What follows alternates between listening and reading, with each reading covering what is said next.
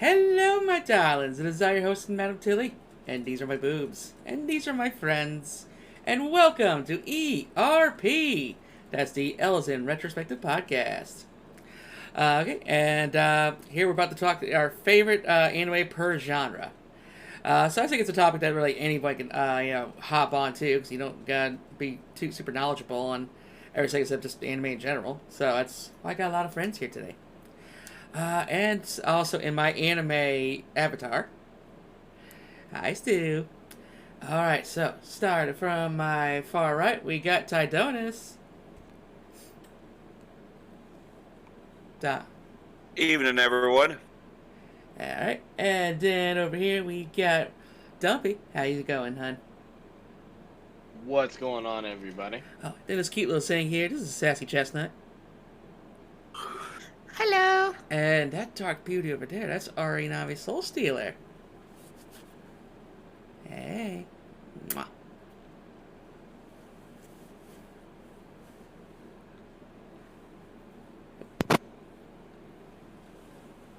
No, don't be shy. Thank you for having us. I appreciate you inviting us here. Excuse me. Thanks for accepting, hon. How's everyone been? Okay. Nice. I got to see Doing a really all cute right. dog Aw. today. Cold. I hate it. Oh, that sounds like Canada. Yeah, too bad I'm in Texas. What? How's it cold in Texas?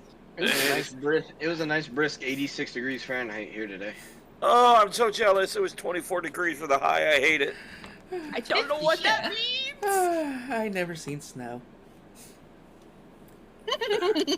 You're not missing You're much. lucky. It's horrible. You don't It's a want to see nightmare. snow. Especially if you drive. Oh, I don't drive either. Oh, I drive, and it's I- a freaking nightmare. I drive for my job. Hopefully one day I can do this full time. And never have to leave home. Cozy. Nice. If only DoorDash wasn't pricey. Oh yeah. Oh, okay. Hi, Kyrie. Oh, Kyra, how you doing? Kyra, how you doing? Good to see you. Boop. All right. Beep. So yeah, let's dive right into it. Favorite animes. So we're gonna go down the list here. Let's see. All right, so let's see. Roll the dice, pick at random here. All right, what is your favorite action anime? Favorite action anime? Who? Personally, it's not a current one, but it's one that I've always loved, and it's called Hellsing Oh, Ultimates. nice. It's Yeah. high Ah, violence, good one. high blood, high gore, and large, big police girl titties. Ah, So I figured that's easy enough to like. Oh, and the main antagonist, but also your protag, is also switches genders throughout the entire series. Hell yeah. Well, at the end of it. Well, sort of. They only mention it towards the end, but they don't really actually change gender except, yeah, at the end. But That's fair. episode 9 is when it starts. Yeah. let's see. What's like a manga or something about the World War II stuff? Yes, there is a Yeah. separate OVA style manga that sort of goes into the World War II stuff, and supposedly it's in the works, though it's being kept hard under wraps right now for an anime adaptation. Yeah, Coda's being real hush-hush about it. I'm super excited for it, though. I really, really, really want to see it. I've only Yes. heard whispers about it, and I'm just like... I've heard whispers, and I've only heard speculation, and for what I've heard, it's going to be good. It's I gonna know. take forever to come out. I'm sorry, a giant daddy vampire turned into this little sadistic, lolly murder machine. I just hope that Alucard I keeps guess I it can't safe. really say. I can't say lolly, like a teenager. She looks kind of Teenager. feminine form is like a teenager, but not like explicitly a lolly, like what you would see from your traditional like high school anime. I'm just hoping that they keep all the cards' humor the same. You're sure you're not mistaking that for Hellsinger Bridge? Yes. Yeah.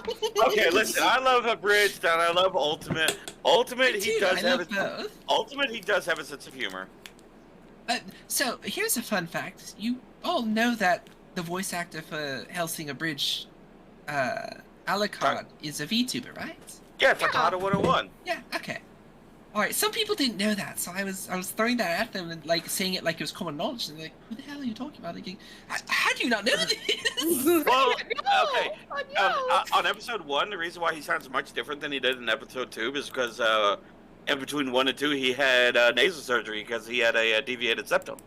Oh, that's interesting. He was actually talking about that the other day in regards to also.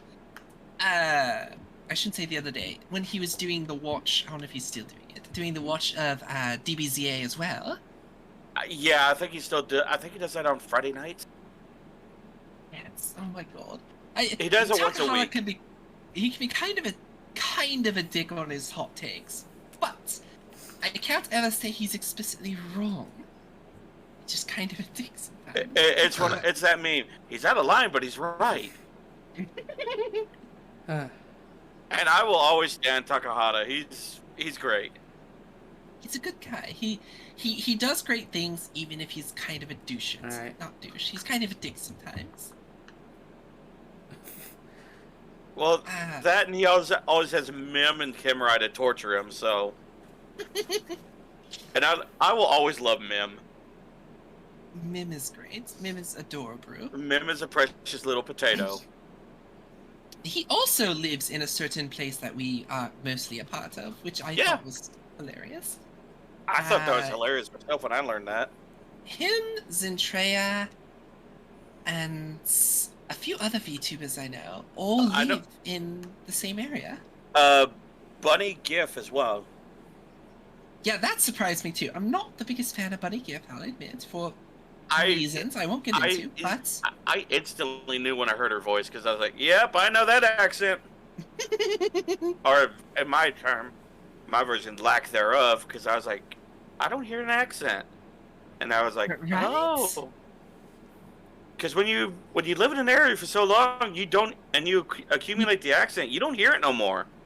See, where I'm from, this is getting on an entirely different tangent, but where I'm from is a metropolitan area, so you lose that accent. But to sort of draw it back into this, it's funny because in Hellsinger Bridged and in DBZA, Hey, Daryl. and as Taka in general, Taka doesn't have a Canadian accent. So it's really funny, since he's Canadian, that you miss all that and he sounds perfectly American. His Canadian does slip out every now and again on a couple words. How do you speak Canadian? Excuse me, what? It's a language. You have to put inflection of bud, pal, chap, friend, and You know what he's talking about, at the end of everything you do. Wait, do you guys think I'm American? You're not American? No. No. That's how I got confused by the Canadian accent. I'm like, I sound American, but I'm Canadian.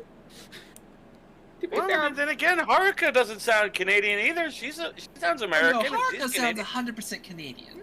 I can't hear Bear it. just said Canada is America's hat. everyone, okay, you guys probably think of like the Newfie accent. That's how the moose talk in Brother Bear. We call that a Newfie accent. The Newfie accent or the Islands accent.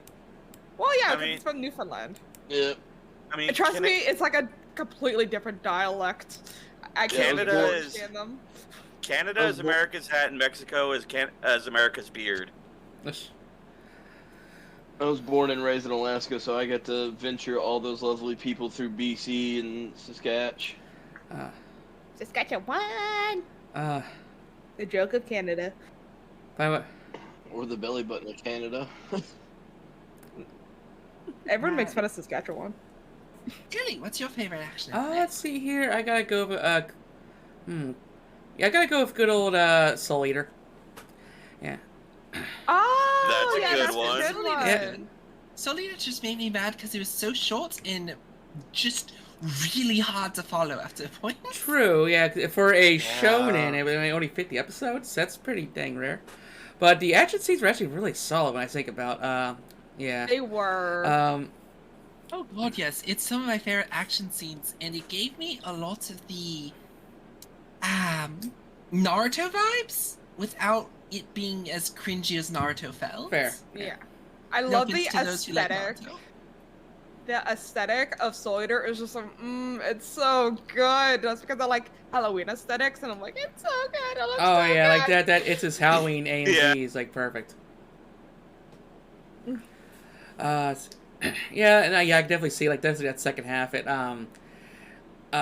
like why does character even here if you're not gonna do anything with them, you know? I won't go into the details, but I think that's pretty solid action romp. So yeah, Sassy, what's yours? There's Wait, what? Did you say Sassy or someone else? Yeah, Sassy, yes. Yeah. Oh, me. Okay. I don't know. It's kind of a generic answer, but I put Jujutsu Kaisen. I'm sorry, but the animation, the fight sequences are so good in that one. Like, the plot goes, like, you just go over the plot. okay, but Jujutsu Kaisen also has my favorite character tropes: sexy, psychotic, hot people. One thing I adore though is how the villains play like Monopoly while the heroes are like training. I think that's That great. was on my watch list. And I love the there's like a fight with like a plant monster, and they run on like the vines and stuff, and it looks amazing. It is wonderful. It is. And, Everything about it's beautiful. It's pretty much Naruto, but in the modern age. But they definitely embrace the tropes, and they have fun with them, and they actually feel like kids instead of like young adults. They feel like kids that are actually traumatized by the shit that they're going through. Yeah. I like how they feel like kids. They'll joke around with each other, and like they'll make fun of like the more quiet person. They're like, "Oh, look at you! You used to be a hooligan at this." And they're like, "Tell us more." And like you really feel the dynamic of these characters, and I really like it. Like, yeah, it's generic, but it's like sometimes like generic is good. I mean, generic is fine. It's better than crappy. Yeah. I don't know. I Sure. enjoyed Jujutsu Kaisen and don't find it. I don't know. I enjoyed it a lot. Well, I wouldn't say generic. I'll say tropey. I think tropey is the best word for it. Is tropey. It's self-aware of its tropiness, and even Yeah, calls it it's out in a definitely few is. instances. Like everyone, like hops on the fact that the main character is the main character, but they also like try to ignore him as much as possible and just treat him like a normal person. Yes. There's a whole scene where he died. Everyone says he died, and then he comes back to life because they sent out those text messages going, "Oh fuck, he's dead," and he went into hiding for 2 weeks to regain his strength and whatnot, and he comes back to say hi, and everyone's more pissed off that they lied about it than him being alive. They're not happy that he's alive. They're upset because they were lied to about it, or some of them just didn't care because they didn't know who the fuck he was. And he's doing like this big grand entrance of like, "Hey, I'm back, friends," and it's like, "You asshole! You made us think you were dead." And the others are like, "Who the fuck are you?" and it came with the most iconic line. My best friendo. It deserves so many points for that line. Oh my god, yes. And Jennifer Lawrence. Oh yeah, they talk about Jennifer Lawrence. Oh, it's such a good anime. It's so much. It's just fun. It is a great anime. Highly recommend it if you need something to watch. The second season of it, I believe, is going to be airing in May, if I remember right. Yeah, I think so. I'm gonna have to watch it one of these days. I've never seen it. Cause like I would have put Demon Slayer here, but Zenitsu exists. I'm sorry, I don't like pervy. Ooh, girls, and I'm like, stop! It's creepy. Yeah, the you don't really. I guess Jujutsu that's one trope Kaisen that doesn't isn't have in. that. Yeah, Jujutsu Kaisen doesn't have that. It's not some. I guess maybe that's why I enjoy it most, is because like a lot of shonen anime wants to have that sort of pervy character. Yes. it's sort of like symbolic of men coming of age, which is what shonen's targeted at, and having those feelings and whatnot, and it's meant to make them funny instead of maybe controlling them and teaching young men how to not be pervy. Yeah. But that's a political statement. Yeah. But go ahead. We actually don't know the author's gender. And a fun fact is that Sukuna's outfit is actually more feminine. Is part of the more feminine style of sleeves in Japanese culture, so it could fit his other arms in it. It's really fun reading the manga. I recommend the manga because the author gives you facts about why these things exist and why these certain character designs are put there. I love reading the manga because you get fun facts. W, what's your favorite action anime? I'm actually going to throw a curveball at you and Stu particularly. I like balls. Because I know what you guys... I know you guys probably thought what I was going to say. And it's not what you think I was going to say. Actually, Gungrave. Interesting. No. Is that the one with the guy with the gun on his head? No. That's Gun no, Life. No. Okay. Gungrave is an older anime. I don't know that one. Thanks for aging me. I appreciate it. I never... You're so welcome. I never seen the anime, but I've played the PS2 game. You know what? You know what? You may have aged me, but I'm like a fine wine. Trust me.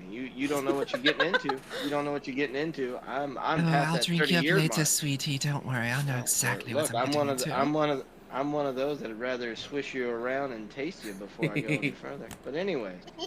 Oh my! Told you. But no, Gungrave. Just because one, I'm a sucker for any type of crime action drama. And it's so well plotted. It's 13 years after a horrendous event, comes back. Finds out that he's betrayed and killed, of course, by his best friend, which is typical plot. But again, this was, in 2002, 2003, roughly, is when this anime was out. So that was the storyline for everything back then. But it's definitely one of my favorite action ones. It's just very, very intricate, shootouts. It's not the typical anime to where, they're holding guns that should only hold, a magazine and rounds of 6, and they're shooting 30. They're actually stopping, reloading, like a Trigun aesthetic, essentially, I guess you could say. And it made it interesting. It made it a lot. It's kind of grounded in reality a little bit. Yeah, you got a little bit of the grounding in reality with the fiction of a supernatural action thriller, essentially. There's I'd have to say, I've never watched Gungrave, I'll admit, but Gungrave, Trigun, and Black Lagoon, I think, are 3 great gun-related animes that actually work towards a balance of over the top. Because you have Trigun, which is kind of science fiction-y with a bit of fantasy. You have Gungrave, which is fantasy mixed with guns, and then you have Black Lagoon, which is just sort of, there's no magic or supernatural stuff. There's just supernatural people, they're just above average people with guns and whatnot, and do some outlandish things, but they're still based in I still have to reload, I still have to know what I'm doing, I still have to know where I'm shooting. There's tactics. Oh, what's the other one? God, there's one that has a main character who has white hair and red eyes. I think they're supposed to be albino, but their character themselves is also dark-skinned. They're one of the main characters, but not the main character. God, it's also the same, but they're a mercenary company, akin to Black Lagoon. I think it might actually be the same creator. And they... Jormungand? Yes, Jormungand.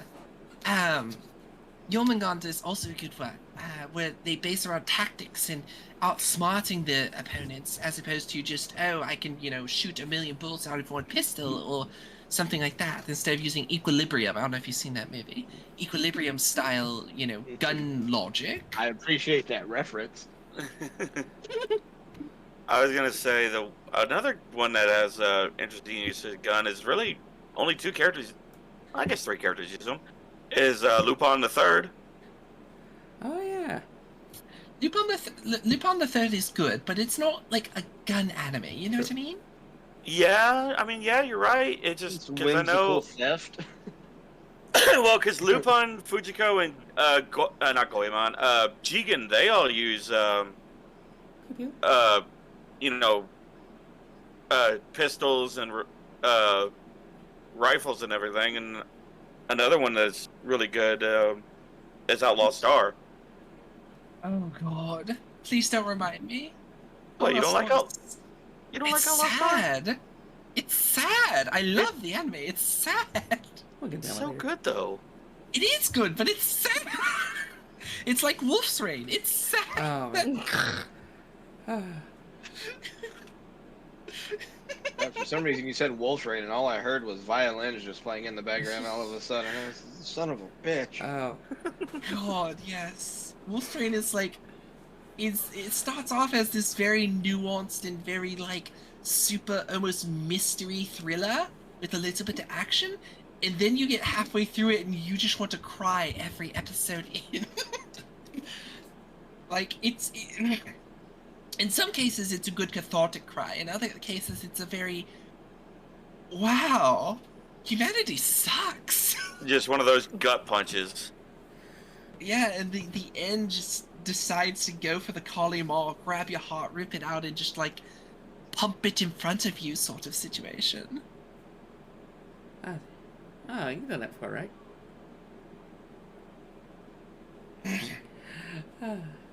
Taidoras, what's your favorite action anime? The problem is it's a tie between All two right. of them.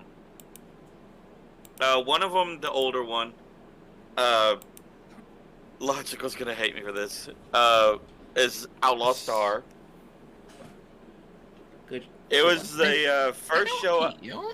It was the first show I discovered on Toonami when I was in junior high. Yes, I'm aging myself here. God, Oh, I'm Toonami. old. Cheers. Don't worry, you're not much further beyond me. I'm 35. Yeah, not much further. I'll be 31 on Tuesday. Well, happy Hey, early Sassy, how old are birthday. you? I'm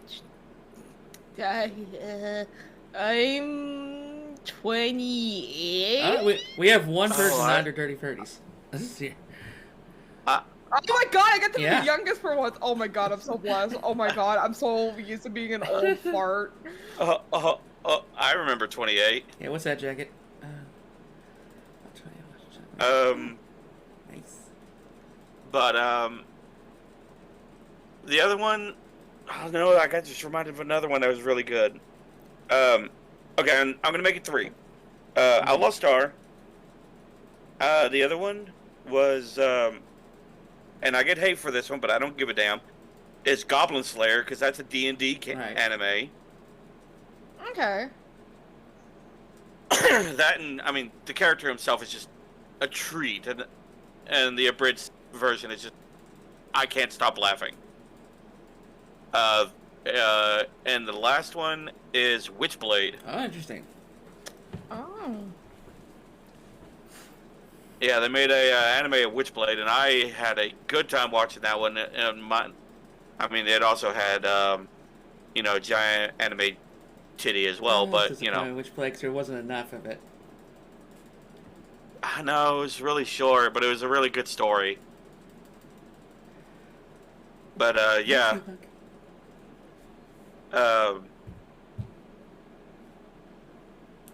One of the reasons why I liked Goblin Slayer is like whenever the casters actually have to cast, they actually implemented the use of spell slots for like, oh, I can't cast this anymore today. Oh.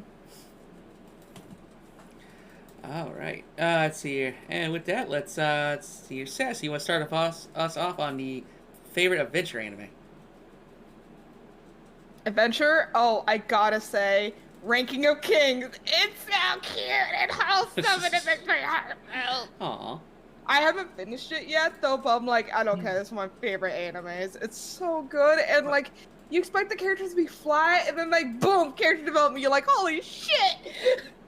Like you thought like the evil mother was like, oh, she's a bitch. She's like, no, she's so loving. You're like, oh my god. Yeah, Ranking of Kings is a very old style anime, and I appreciate it. It has a lot more. It is more along the lines of Howl's Moving Castle and other Ghibli films than it is any anime within its category. I think isn't it technically a shonen? Is it? It's technically shonen, but like I like to say, it's like a mixture between One Piece and like a Ghibli movie, because it kind of has like that very sharpness of like a One Piece, but it has like that very like character like, but it can also feel very soft like a Ghibli film. Nice. With the I think it's because they have really really big tears. It's like the huge bubbly tears that are very Ghibli like. It's that and the wide eyes on the smaller characters, which are indicative of both the One Piece and the Ghibli styles, where it's the wide eyes, small nose and mouth, which are more centered on them, whereas a little more in One Piece, they're a little off to the side, or very exaggerated noses or mouths. In this, they have more of the Ghibli mouth and nose, but they have the same One Piece and Ghibli eyes. And they're done in that really old style. I really enjoy the aesthetic. Same. It's such a fun adventure. Like, I just love this kid proving himself, and then you find the world, like, unraveling around him. Yeah, and I don't know. It's simultaneously really dark, but has that very Ghibli sort of silver lining to things. Like, one of the characters, one of the antagonists, is a man who's basically cursed with immortality. Now, everyone thinks, immortality is great, but they really dive into what it means to be immortal. Like, not just like, I stop aging, but I cannot die. And the madness that comes from that. And then they don't make it into this big action dilemma, like we need to kill him. The person who does that ends up being the person that, sort of has it wrong, and everyone else just is sort of like distraught that this man just cannot control himself any longer. And they're just watching on in horror as this one guy tries to, I think he ends up like crushing him up and wrapping him in something so he can't, reform his body. And it's just sort of, there's no heroics about it. It's just this sort of sad scene, but it's the only thing they can do so they can progress forward. It's just really bleak. Yeah, it reminds me of one time, probably one of the most evil things Batman ever done. There was this random bad guy that just couldn't die. Like, every time he died, he just came right back. So I think Batman stuck him in like a space shuttle to send him into space, and it's with no oxygen, so the guy kept coming back and suffocating to death. Yeah, repeatedly. Yeesh. That is pretty awful. Tito, what's your favorite adventure anime? Adventure anime, I never did get to finish it. But Last Exile. How is it? It's basically, kind of steampunkish, but it's, around these two teenagers that are couriers. And they have their own little two-man airship. And what they do is they are given messages to pass, like a courier would. They go out and deliver messages and everything. But it shows them at the episode 1, they're trying to get ready for this really big race to win a bunch of money and everything. And these kids, like, they're fasting themselves so that we could lose weight. They're stripping unnecessary parts from their ship so that way they could go faster. So that way they can make money, to survive. And they end up getting drawn into this big war that nobody knew about. Oh, excuse me. But, like I said, I never got a chance to finish it.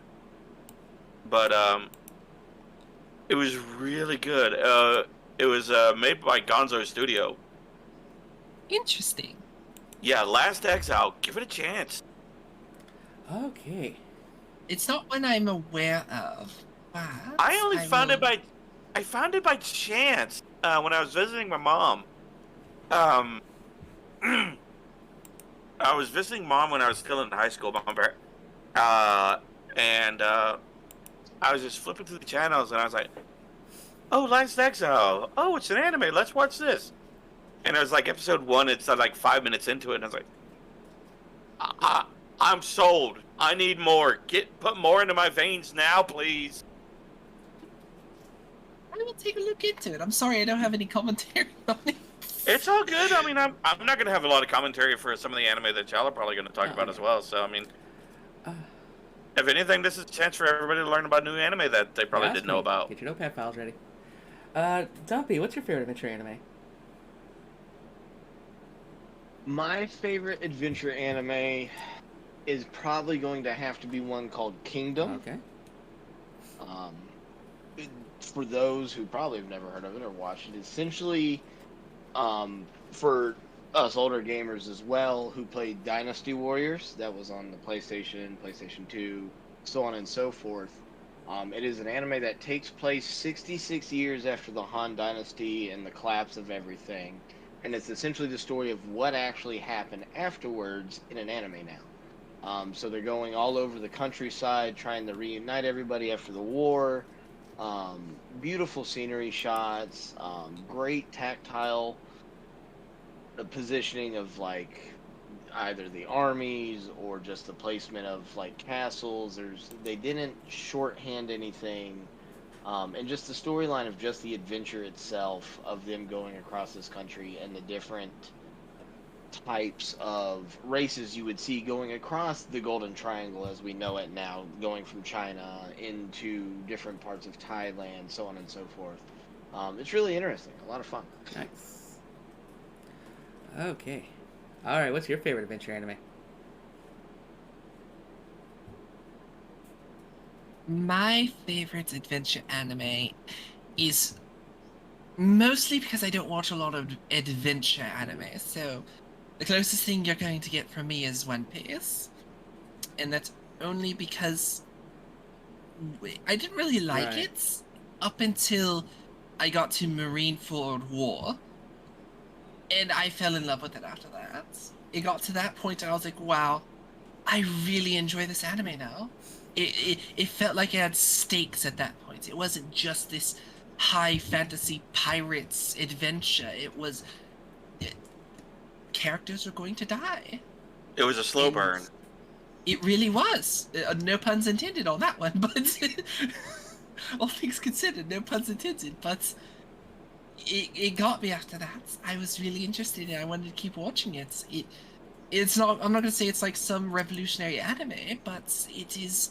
I appreciate an anime that's not willing, or that is willing to do different things and introduce characters that are not your stereotypical shonen characters in the right ways. There's this whole thing about bridge traits that I was watching on, not anime related, but they introduce One Piece as an example, and bridging traits of what is traditionally, masculine male into what is traditionally effeminate gay male, and bridging those together so we normalize a lot of these different sexual identifiers and whatnot, like what they did for The Last of Us.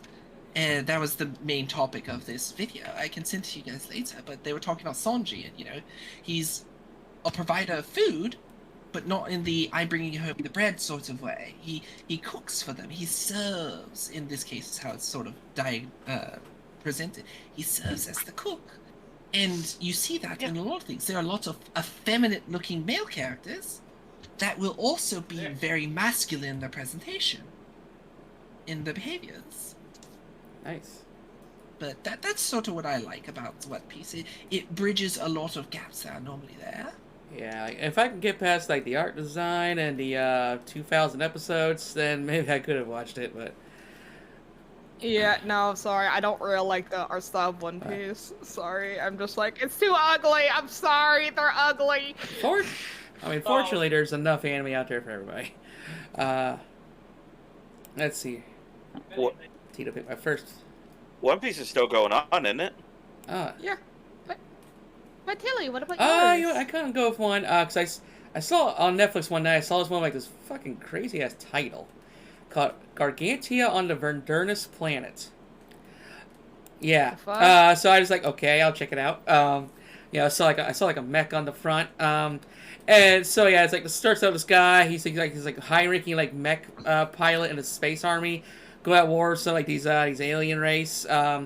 And something happens and he gets knocked through like a portal, and he winds up in the ocean. Yep, ocean. Ocean. Uchin. Yep. Ocean. And yeah, so apparently, I guess it's like kind of like this post-apocalyptic settings. So like all land is gone, and so like the place he finds it at is basically a whole bunch of old battleships and warships kind of like strung together to form like a oceans like on an ocean city. Waterworld, Yeah, the kinda, anime. yeah. Yeah, so yeah, because a lot of people were kind of like wearing like like tribalistic outfits as well, because not exactly Walmart around anymore. And the Waterworld has its own creatures and stuff in the ocean, and because he's stranded there, he can't leave orbit. So he's kind of got to adjust to this new society as well as try to figure out how to get home. And I won't spoil the rest, but it was actually an interesting one for a peculiar title. Sounds interesting. I think it should still be on Netflix. And what was it called Yeah, again? I'll copy and paste it into the chat here, but yeah, Gargantia on the Verdurnus planet. That is like Yeah. such a Name. mouthful. That is a hell of a like- name. I'm curious. You got Jeez. click. Yes. I've got a strange named one for you to sort of break from just the genres. Have any of you ever heard of an anime called? It's an older anime called Blue Gender. Yes. Yes. That is also an anime where you don't go in if you're in a depressive episode. You will never want to go watch that anime. You watch that anime when you are in your highest points, and you want to just sort of mellow out. It is. I want to say it's sad. It's bleak. It is exceedingly bleak. It's it has a lot of gut punches, It really does. It is. and some of them are just out of fucking left field. I mean, it's what would happen. In my opinion, it's a pretty realistic depiction of what would happen if you were in a war with giant bioengineered bugs. Starship Troopers. It is. Yeah, except Tell me they're I'm on your wrong. planet. Tell me I'm wrong. Except they're on your planet, and you have mechs instead of endless amounts of human soldiers. You in fact have a dwindling amount of human soldiers. It is terrifying to think about because so much horrible shit happens, and just when things are starting to look better, they suddenly get that much worse. I mean, it's like another anime I love, Agame Got Killed. Oh boy, that one. Yeah, I literally just that one because I heard about its reputation of being like a Game of Thrones style anime. And basically, Yes. I just stopped halfway through the show. The part where what's her name? Esdef. It's basically the episode where she gets like infatuated with Esdef and got some in her bedroom. Like, I'm just gonna stop here because it's not gonna get any better from here. So, yeah, I kept the fantasy alive. Some of the fights get pretty good. I'm And, not gonna lie, especially toward Basically, the like end. basically during love. So But- I'm just gonna pretend that's the way how it ended. Oh, speaking of that, Zero just redeemed Smasher Pass Chiquita from Yamagand. Yes. I don't know who that is. Nor do I. I've never seen chick with Yormaganda. thick, I said pass and got my message deleted. she a brunette with muscles just as thick as your boobs. And let's see here. All right, what's your favorite comedy anime? Ooh, I'm gonna comedy. take a pass on that one. I don't like comedy anime. Okay. Oh. Really? I really don't. So the closest I can come to that is GTO, Great Teacher That one Onizuka, counts. because Yeah, it's a that's a slice of life comedy. anime. It's kind of it's the only one I've ever enjoyed. I cannot get behind any sort of slice of life or comedic anime, but that's only because the inspirational stories that come along with it, with Onizuka bringing kids out of drugs, bringing them out of depression and suicidal ideology and the gangs that they're in, and what he goes through to try and do these things where he nearly kills himself. It's a little super heroic in what he does, but that is more important to me than the comedic parts of it. I actually prefer the live action version of the anime. I didn't even know there was a live action version. I've only It seen might the still be on anime. Crunchyroll, but there's actually one in the 90s, but like the one I'm talking about is the one that happened like 2010 or something. Has a catchy as fuck theme song. But yeah, I'll try to find it, link it to you. What's it? I gotta say that I'm probably cut from the same cloth on this one. It's hard for me to get in, as you know, it's hard for me to get in slice of life or comedy. But I did have one when I went over the list. I did finally find one that I could put in that category. Kenichi. Oh yeah. That's about The that's Mightiest the- Disciple. The Mightiest Disciple. That was Yes. the closest. It has comedy as a Yeah. tag, and I was like, you know what? That's good for Yeah. legalities. I'm in. Oh yes. Let's see here. Sassy, what's your favorite comedy? Okay, because I love my shoujos and my slice of life shoujos. I love Monthly Girls Nazuki-kun. Oh, I've It's been wanting to watch about that. like high schoolers, and one guy he creates his own shoujo manga, and he goes up to the main character. He's like, "Oh," and it looks like a confession scene, but he's like, "Oh, do you want to work on my manga?" She's like, "What?" And so there's all these shenanigans about like manga creation and stuff with this, where like she complains that the heights of all the characters are different all the time. And his excuse is they all carry around boxes to stand on. And I love it. Like, it just has so much good comedy to it. I just love the dynamic of the characters. Let's see here, and let's see here. Oh, that's right. You said you passed, Stumpy.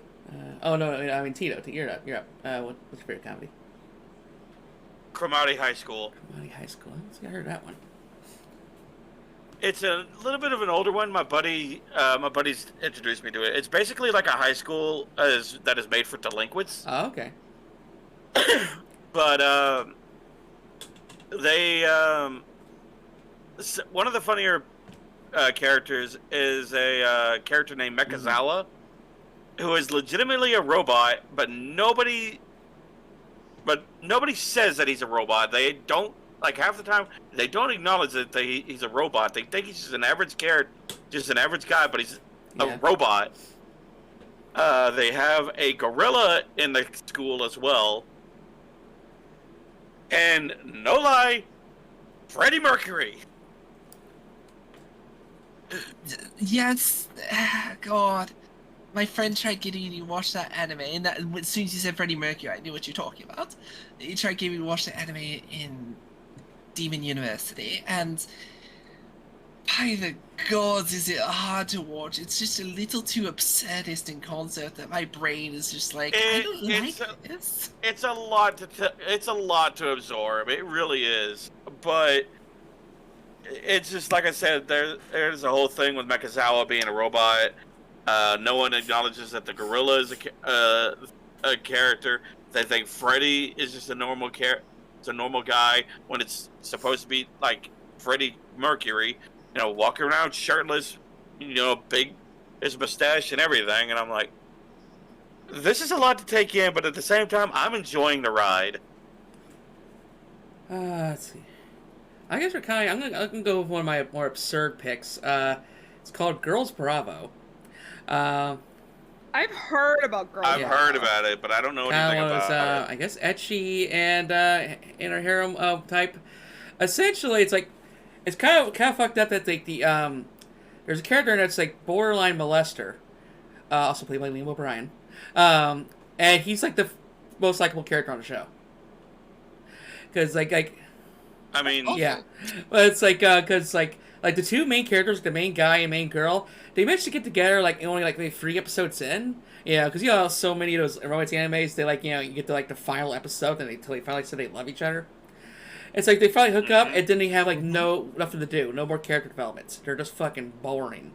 And the show from there is just driven by all its side characters and ridiculous filler content until the finale, which is a little weird, but and so it's just they ended up in like these insane situations, and also the Illustrator's sister is also like the devout Satan worshiper that has like a huge crush on the main character, and there's just chicks from this planet that's just filled with nothing but horny women, and it's just so absurd and wacky, and horny. Yeah, it's like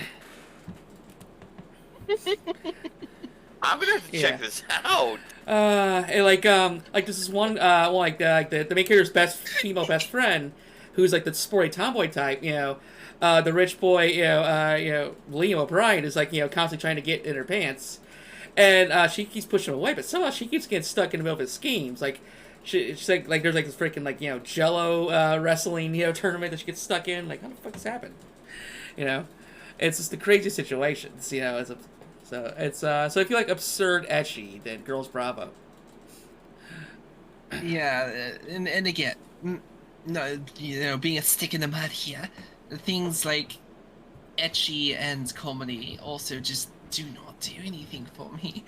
When I see, especially like absurdist comedy, because grew up with a lot of relatives who loved absurdist comedy, and it just never. I guess I got burnt out on it because of that, and I've never enjoyed it since then. I mean, that's fair. Gotta run to the bathroom quick. Bathroom. Quick, they're gone. Everyone follow. Oh. 100 subs right now. I don't have that kind of money. I can barely take care of myself. Yeah, fine, not you, the people watching. Oh. Yeah, throw money at me. I need money. Throw money at Tilly, because she deserves it, in my opinion. Well, yeah, I'll give Tilly about half. It's what, a 50-50? Hey, I'm all 50-50. I'm all for that. Oh my god, I hate how cold it is in Canada. It's all snowy. It's like minus like something. Minus something, yeah. Real definitive there. Minus, I swear. The fact there's a minus in the temperature just means it's too cold, right? I like my desert. It's nice and cozy here. You can ride the motorcycle year round. It's like a minus, what are you, in Arizona? 17? Yeah, I am. Okay, let's see here. Alright, how about you start us off on drama? Oh, drama. Drama, give me a second. Drama llama. I have to pull up like a list of drama I anime. don't really have a good drama anime either. Okay, I thought keep bringing up these depressing examples.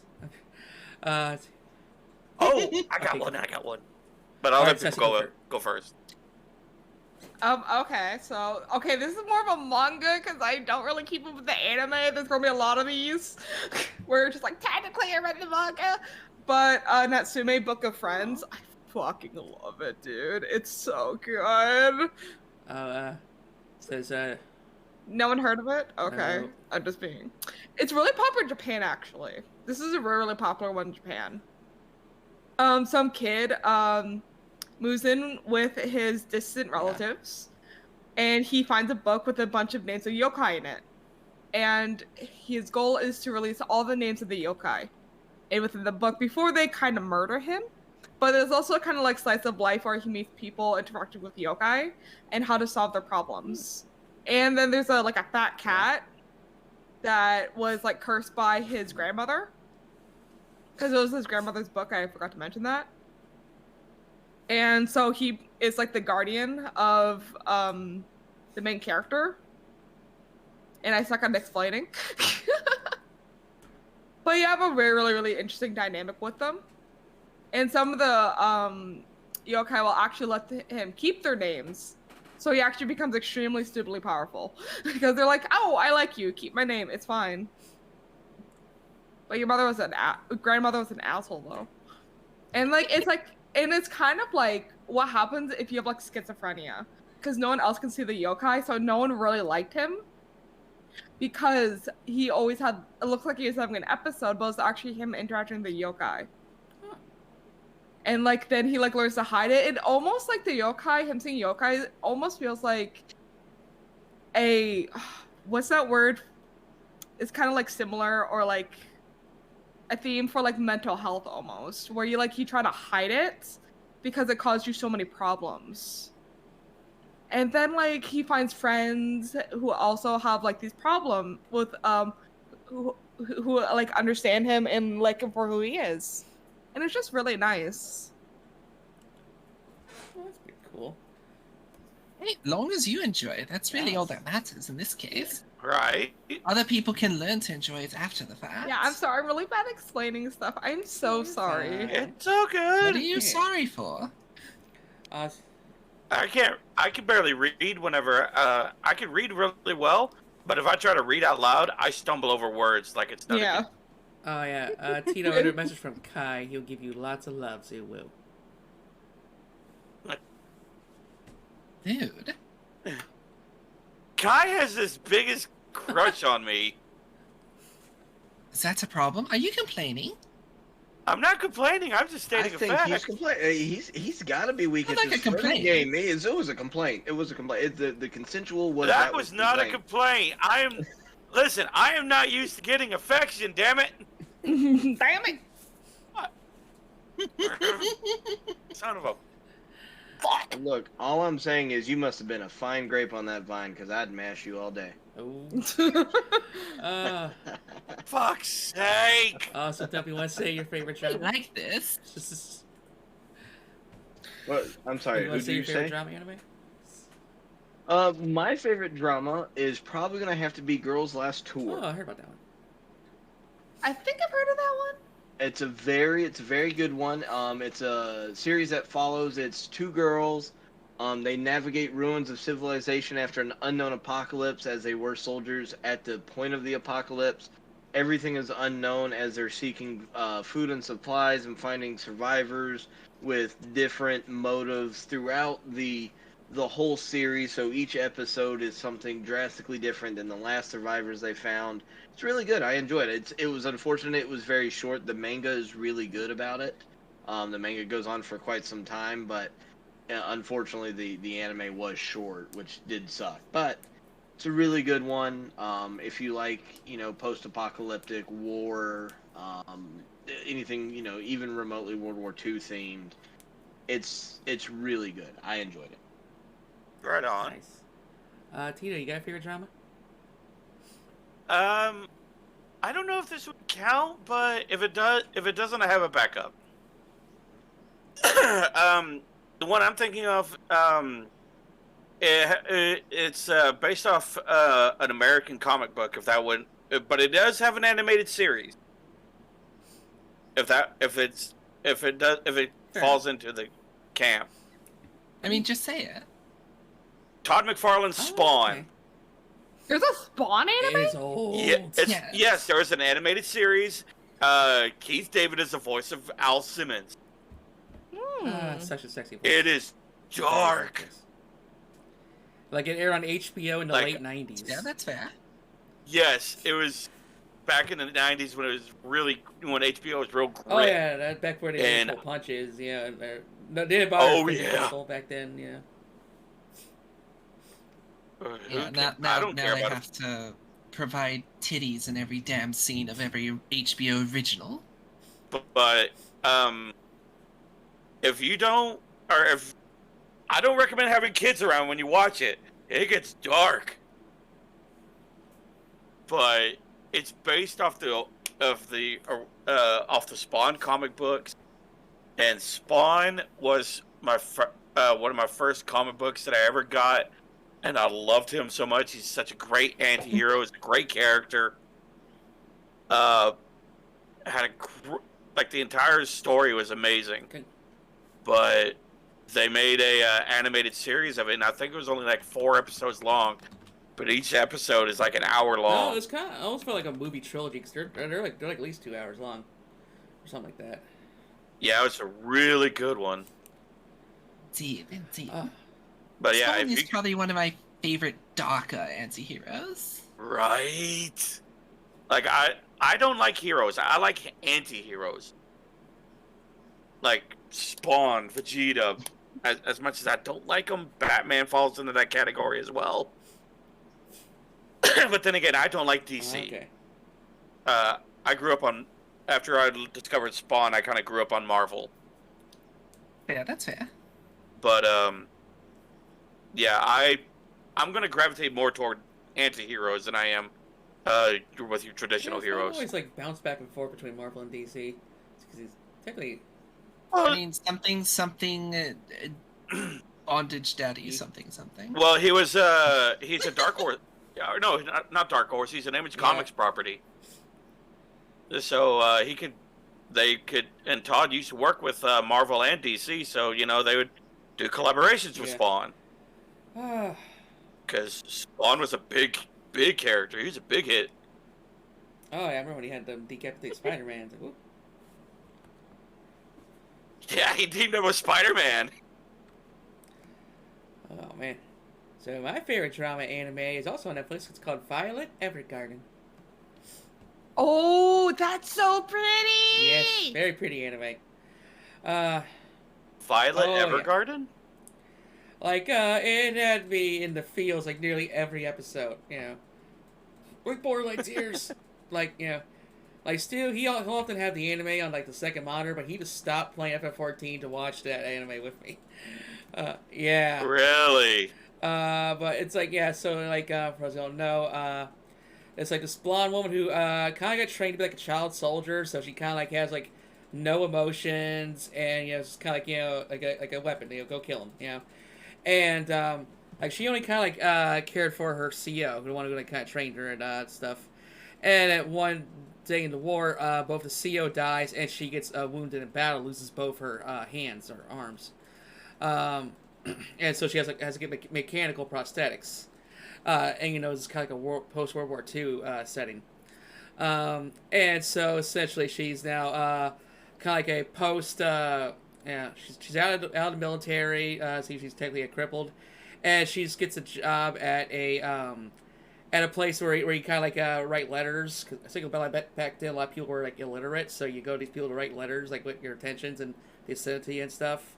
And she has difficulty conveying emotions. So she each episode she gradually kind of finds out what it's like to be a human and try to figure out what the heck love is. And she keeps, meeting these people who, like, like, talk about some really, like, depressing subjects. Like one episode where, like, this mother's dying, so she wants, like, leave a letter for her daughter to read after she's gone, and stuff like that, and, so, yeah, like, it's a good tearjerker, and wonderful anime. I'll check it out. Mm-hmm. Yeah, DM me the name of that, Tilly. Okay. I would say my favorite is probably not what most people think of as drama, unless they like really go into qualifications, all that jazz. Most people would think of it as an action anime, but in truth, Ghost in the Shell is a drama. Yeah, It I is- see Yeah. that. Yeah, I can see that. He's a drama, almost thriller. Almost a thriller, but Ghost in the Shell is a heavy drama anime with some select action scenes, and the rest is just sort of what it's like to be in the we are utopia, but underneath it all, we are dystopia of the future, where everything is connected through cyberspace and whatnot. And I absolutely love it as a drama. I really had to watch each episode like 6 times to make sure I know exactly what's going on. Same, yeah. It's a great anime. It's very cerebral, and it doesn't treat the viewer like they're dumb. It treats it like they expect them to watch episodes, and it doesn't treat it like it's certain anime and certain shows where like they're deliberately trying to mislead you. No, it's just really complex in everything more or less makes sense when you really get around to watching it. Logical over here, like a scalpel and a microscope. I was like, I'm gonna figure out every single bit about this episode. Uh, More or less. Like, I haven't watched the entire series because it is a brain drain. It is really hard to just watch all the way through. oh yeah. Pick up on say about things. Ghosts. It was like I remember when I first encountered Ghost of the Shell. I was hormones were kicking in like boobies, and so I legit stole that VHS tape from Blockbuster. Yeah. Yes, I actually What? stole it from the Blockbuster. Yeah, I was like, Oh my god. yeah, I was literally like, yeah, like I Awful. was like, right, just like, how do I get around those little boom, boom, boom detectors? And so, realized, so yeah, back then Blockbuster didn't really put security stickers on the VHS themselves. So yeah, I just used to take the VHS tape out of the box, and you can get right for the scanner. You Oh, criminal! God bless. But I definitely agree. Ghost should be a drama, especially the original movies. Because I feel like they kind of released like Makoto's like her life in reverse. Because the first movies, she's kind of depressed. She doesn't want to do her job anymore. But she's basically enslaved by the government. Otherwise, she'll just be a brain in the jar. You know, to take away her body. But then they released, because then eventually they released the show, which she's kind of like in the prime of her career, just one of the boys. Then they released Arise, which is like the prequel, or just getting started. It's like they kind of did her life in reverse. Well, if you watch, Go for it. sorry, but if you watch some of the episodes, you realize not every episode's actually in chronological order. There's actually 3 episodes in particular that are actually shown in reverse. They're actually shown the end of it, the middle of it, and then the beginning of the episode. And they reference them separately. And then there's one episode that's actually a callback to, I forget the name of the movie, but I think, dare I say it's a Cronenberg movie. But it's a movie where it's all done more or less in black and white. Guy doesn't remember what's going on, and he's trying to piece together through photographs what happened and why he doesn't have his memory. photograph. Sorry.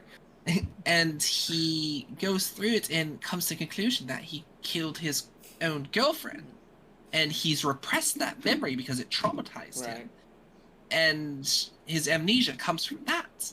And there is a episode that is a homage to that, where it's not linear in any shape, way, or form, forwards or backwards, and you're trying to figure out what's going on. And it gets to the end, and it all sort of comes crashing down together, and it is a hard episode to watch. And then Sin City, yes, Sin City. Sin City has done that too. True. But what is your favorite? I thought that's what you were talking about was Sin City because you said the photograph in black and white. I was like, man, that sounds Man, like I ain't Sin watched that in City. like years. No. It's an older movie. I want to say I shouldn't say older. I think it's around the time Sin City actually came out. I keep forgetting Sin City's like early 2000s. My heart. Why are you aging me logical? I just realized that all my guests are either gray or white. Hey, to be fair, all right, Yeah. to be fair. Dumpy made a good point. Some folks don't know what a blockbuster is. I still have my membership card. There's still hope. Don't say that, please. Some people I walk around actually thinking use Blockbuster is a Rogers. hammer. I remember going there to get popcorn and candy and Coke man.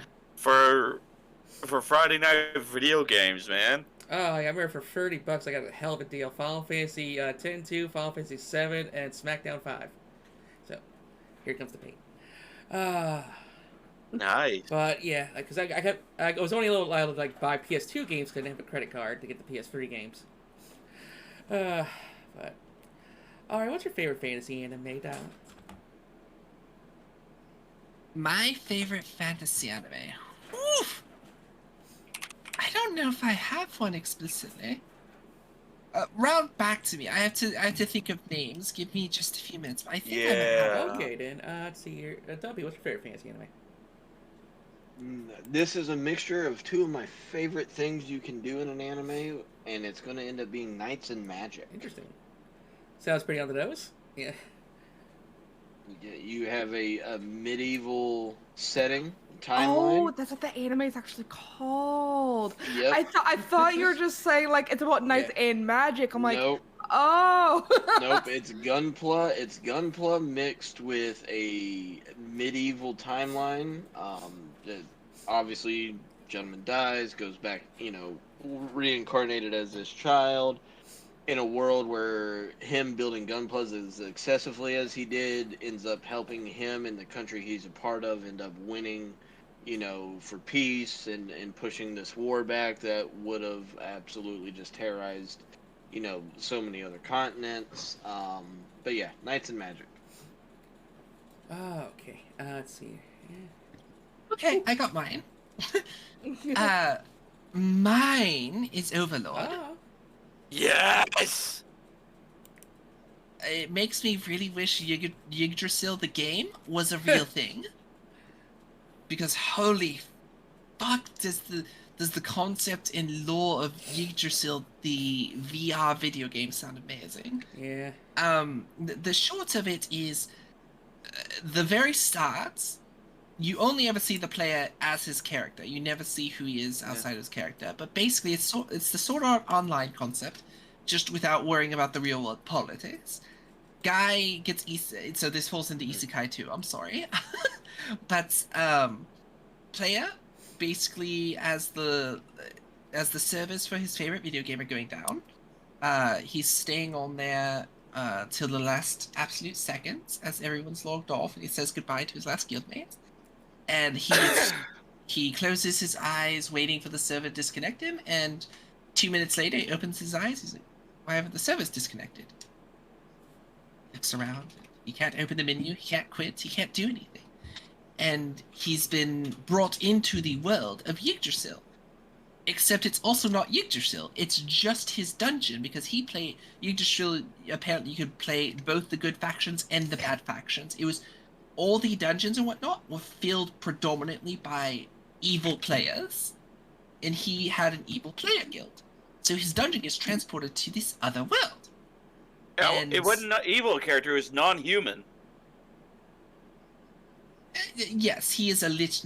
He is a lich. I won't say just necromancer because he can do everything, but he is a lich, and he has to learn this new world, which still is based on Yggdrasil's rules. It's just a different place, physically speaking, and he's basically looking to be the main antagonist, and he's totally okay with that. But it's the sort of weird anti-hero, but he's not really a hero. He's a horrible, horrible person, and he's not really a horrible person. It's just the... No, he is. He does horrible things to, admittedly, also horrible people, but he does horrible things to not horrible people. He's intending to, at one point, he's intending to destroy entire...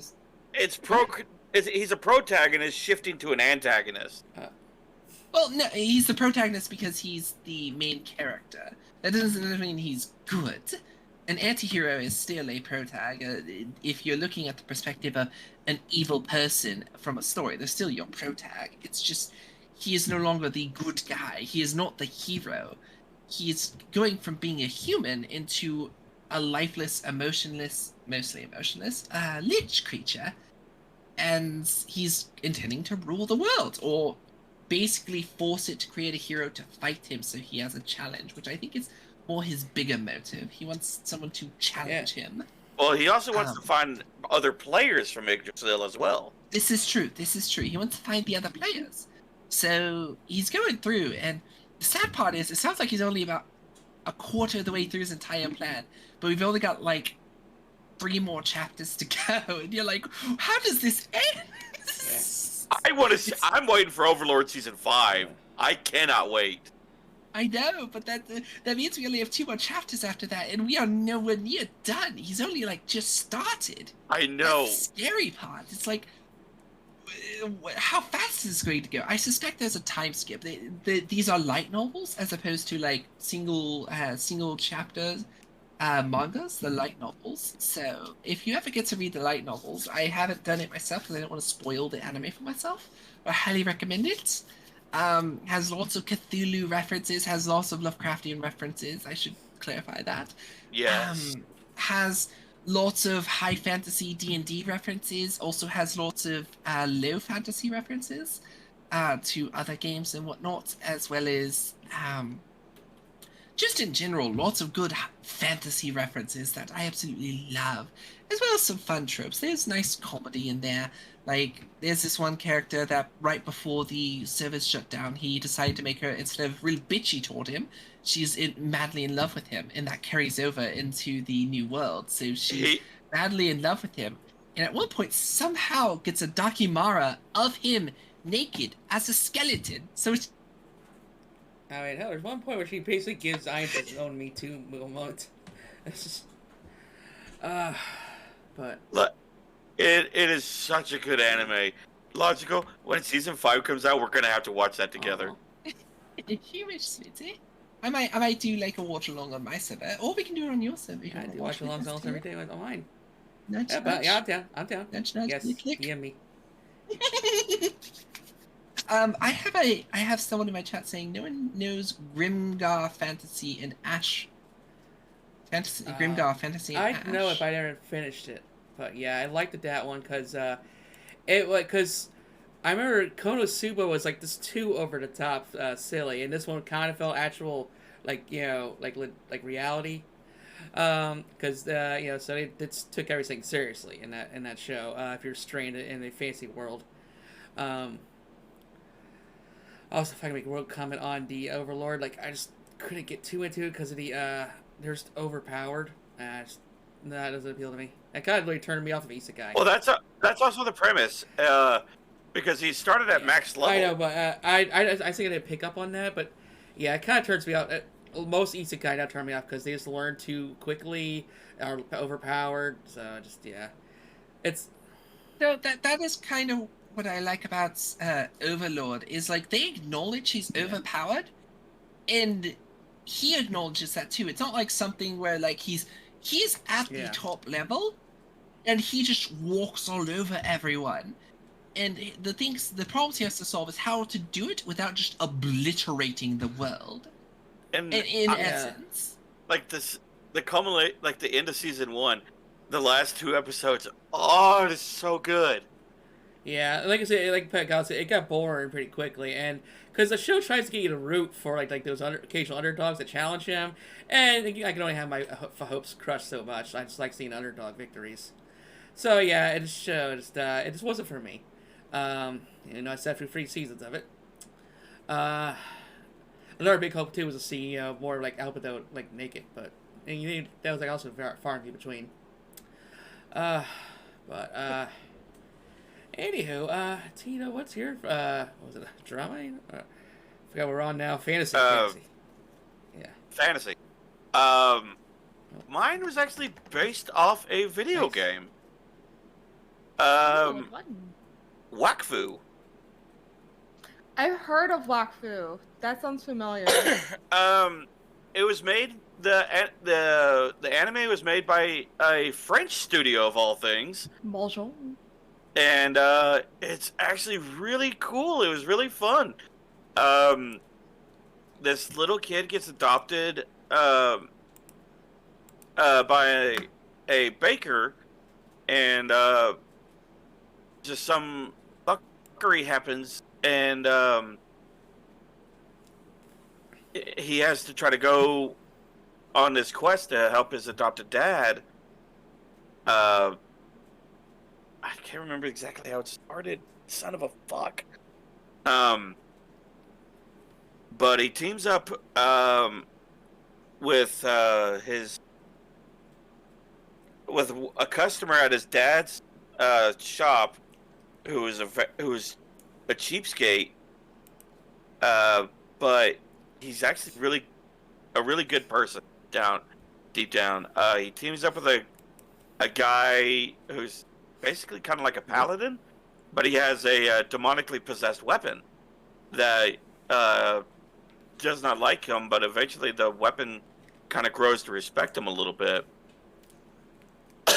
He teams up with a princess and her bodyguard as well. The princess is kind of like a druid in D&D, you know, able to control plant life and everything. And her elven guard is a ranger, using bows and arrows and everything. But you end up learning that the kid is a part of a special draconoid species and everything. But it's actually really cute. I found it on Netflix one time, and I was like, oh, I kind of want to check this out. This looks cool. And the opening theme song just sells it, man. Like, it's really fast-paced. The English dub is great. But yeah, it's got some silly moments, got serious. Got a little bit of romance in there. But yeah, if you get a chance, check it out. And the game, I believe, was kind of like an MMO. Okay. But yeah, I'm looking at it right now. It's 8.1 out of 10 on IMDb. Nice. Well, might be worth checking out Yeah. then. Yeah, like I said, it's pretty cool. There was 2 seasons of the show when I watched it, but yeah, it was pretty cool. I enjoyed it. I will actually be right back. Okay. 1 minute. Okay. Sassy, do you have a fantasy anime we're checking out? I'm about to you're about to notice a pattern. Okay, first Clamp series that I like. Tsubasa Reservoir Chronicles. I can't explain it. It's just fan fiction.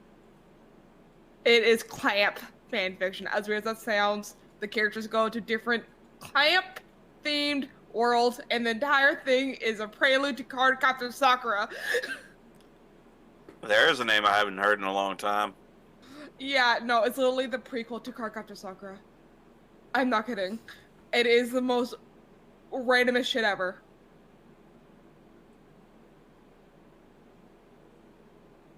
And that's all I can't explain it. I can't. But I love it to death. Okay, let's see here. Guess time to start one of my favorite genres, fan service. I have one where like I need to defend the fuck out of myself for this one. Oh, I forgot the name of my fantasy anime though. I kind of went basic bitch on this one. Full Metal Brotherhood. Who doesn't like Full Metal? Who doesn't like Full Metal? I haven't finished Brotherhood actually. I got really far in the manga Yeah, I think we haven't finished it with Stu either. I think we left off on like the halfway point. What? I love Alphonse. He's such a little darling. I love him and his cats. Full Metal is Really? boring. Woo. Fighting Oh, words. hot take. Fighting words. Not a fan. I hear Not a Full fan. Metal and I go, wow, that's very mid. What? I knew it. Wow. Yes. I had to give a little controversy if we're all just nodding our heads and agreeing. So, in I'm my with you. defense, I think it's boring. I like Full Metal Brotherhood. I don't think it's good. I think it's very... I don't know. It tries to be more intelligent and more thoughtful than it is.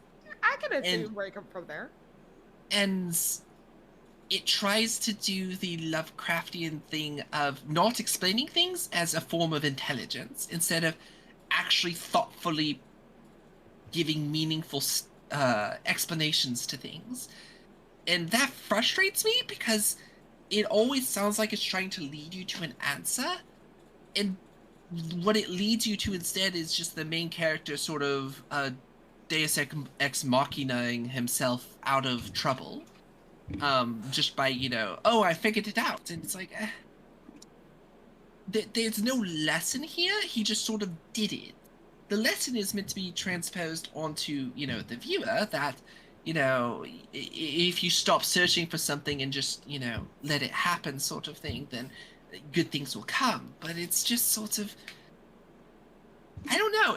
It feels invalidating of a lot of the hard work the entire series has sort of emphasized, that they're working harder and smarter to try and fix themselves instead of just doing what could have been done from the beginning had they just thought about it. And that feels very, I don't know, gimmicky? Feels everything shortcutted. Yeah, it feels unrewarding. Like, had he figured it out and, explained it, as opposed to just sort of the quick little excerpt we get from him in that moment, then maybe it would have been better. Maybe it would have been more profound. But it feels like we get to the end and it's just like, there you go, it's done. Have your superpowers and then lose them. Go ahead. That's how it felt to me anyway. And I enjoy it because it's a good spectacle. There's wonderful things. The characters, in my opinion, are very lovable. Even the evil ones you kind of look at and go, wow, these are really interesting. And they're unapologetic. But the story falls flat at the end for me. Yeah, no, that's completely valid in my opinion. That's fair. You're talking to someone who just likes Alphonse because he likes cats. I'm very simple. I'm like, I like this one. I mean, Alphonse had once had his armor full of cats, and that was just precious. Yeah, it's so cute. It's just like, I want the little figure of him. There's like a little figure of him, and you can put cats all around it, and I want it. How much is it? I have no idea, so I have to go figure out. I don't think it's cheap. No, it's an Android, so, because I'm a huge figure collector. Let's see here. I guess start us off with the next one. W, what's your favorite fan service anime? Now, you know as well as I do that I don't really have one. But since I had some time to prepare for this, I was able to break it down and find one that I could claim under fan service, which would be Vandred. Oh, okay, yeah. Vandred? Vandred. Never saw it. I'm sorry, I thought of the Yu-Gi-Oh archetype. I'm sorry. Well, Vandred was it used to come on the Sci-Fi Channel. Yeah. For those of us that know the Sci-Fi Channel. Before it went to shit. Renamed itself the CD channel. Yeah. Yeah, I remember because back in the day, like when we didn't have Toonami, like there was just the Sci-Fi aired like 2 random ass animes every Saturday morning. You know, it was Vandred and also Street Fighter 2, the animated series. Yep. You're saying? Yep. Well, back in my days, I had YTV, and I would watch my anime and my dancing, and so I think I could dance, because I like dancing shows. Okay. Alright, let's really date me here. I watched my dub animes on YouTube. I would wait the fan dubs, which when you get part 1, you get part 1, part 2, and then part 3 is missing, and then you go to part 4, and you have to fill in the gaps between what happened between part 3 or part 2 and part 4, and you're like, what happened? Because the third one got taken down for copyright. Even that was me, Dean Angel. Yeah. As a kid, that was me, Dean Angel. Holy hell!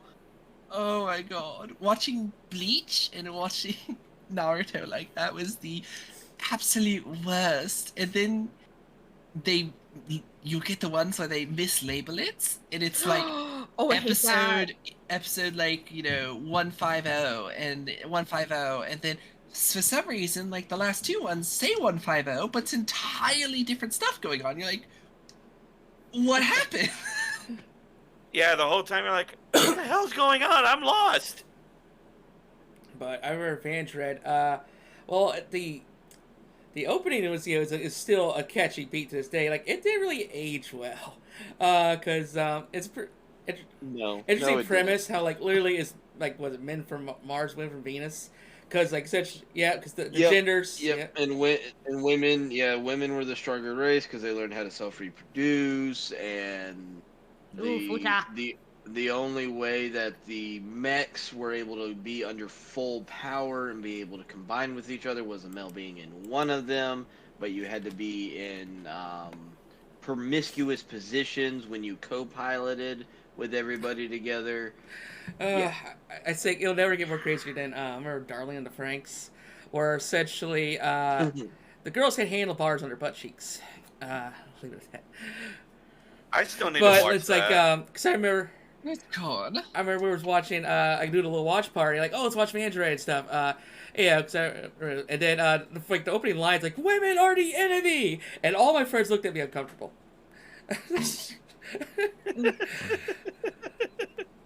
Bro.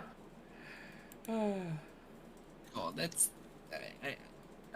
I don't really have a fan service anime, so I'll put that out there. I don't watch anime for fan service. I don't find it enjoyable. But if I had to watch one, I don't know the name of it, but it's a purely fan service anime where it's girls on a beam over water in what appears to be high school in competitive.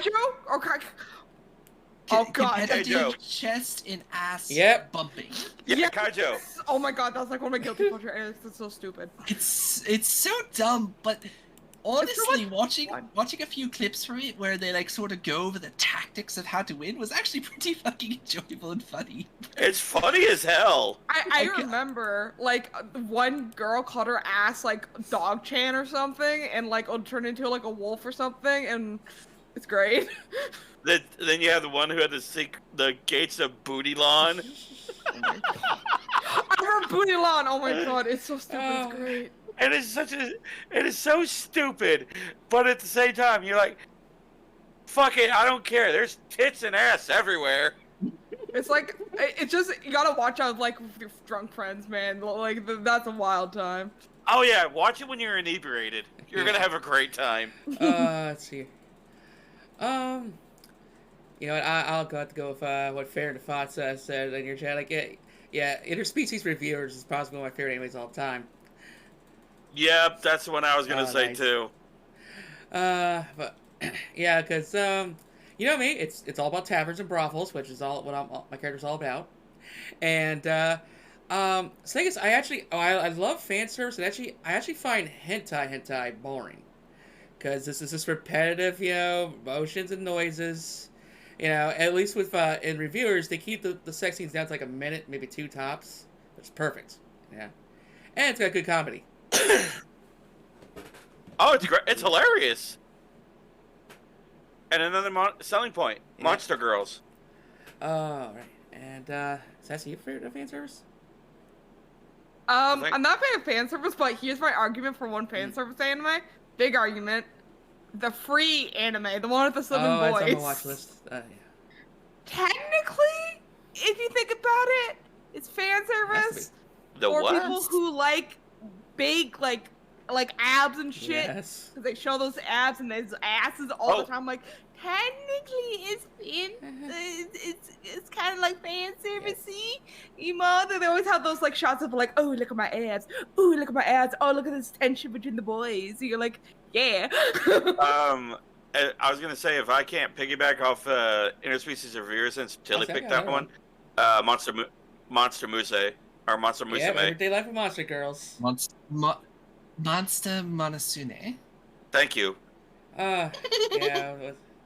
Yes, Monster Girls. It's my kryptonite. Yeah, I definitely married that Spider Girl. Oh, so me being here must be wonderful for you. Yes, queen. Don't threaten me with a good time. You're gonna make him blush again, and he's gonna be silent for 5 minutes. Come on, now we found out he can't handle all the flirting. I can handle the flirting. I can somewhat handle flirting. It's just I'm not used to getting flirted with.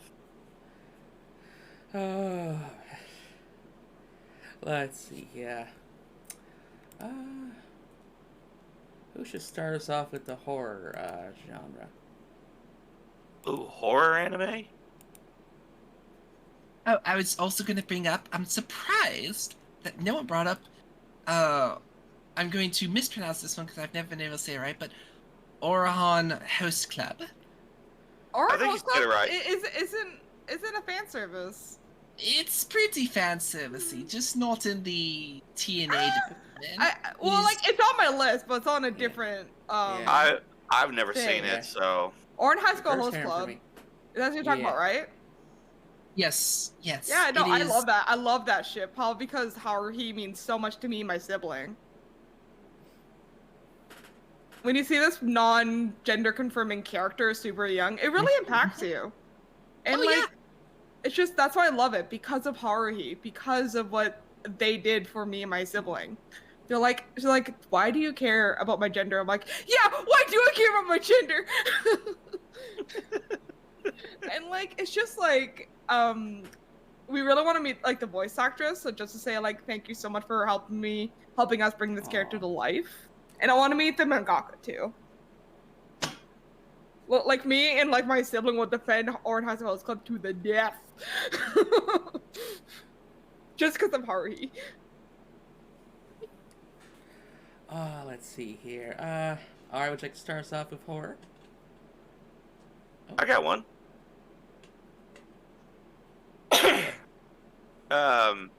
It's an older one, but I think it falls under horror. Berserk. I really want to watch Berserk. I never watched it, but I want to watch it. Berserk falls into action horror drama, I think. I mean, it's true horror if you watch the CGI That's version. Oh, God. So action horror drama sounds just. But I didn't know if that would. I mean, I just looked up. I typed in horror anime, and that was one of the first ones that showed up. So, I mean, I didn't know if that one would count or not. It has to. I feel like doesn't horror lie. is just like a very fine line. Well, if that one don't What? count, No, I say it does. I mean, the internet can't lie. well, I Aaron don't know if says it's this a shame there's only one season of Berserk. Oh. It's a shame there's only one season of Berserk, or is there a reason why there's only one season of Berserk? I think that's the proper Oh, question. come on. So all the other attempts were that bad, huh? So they're good. crea- They're just not great. The CGI is just really CGI jarring.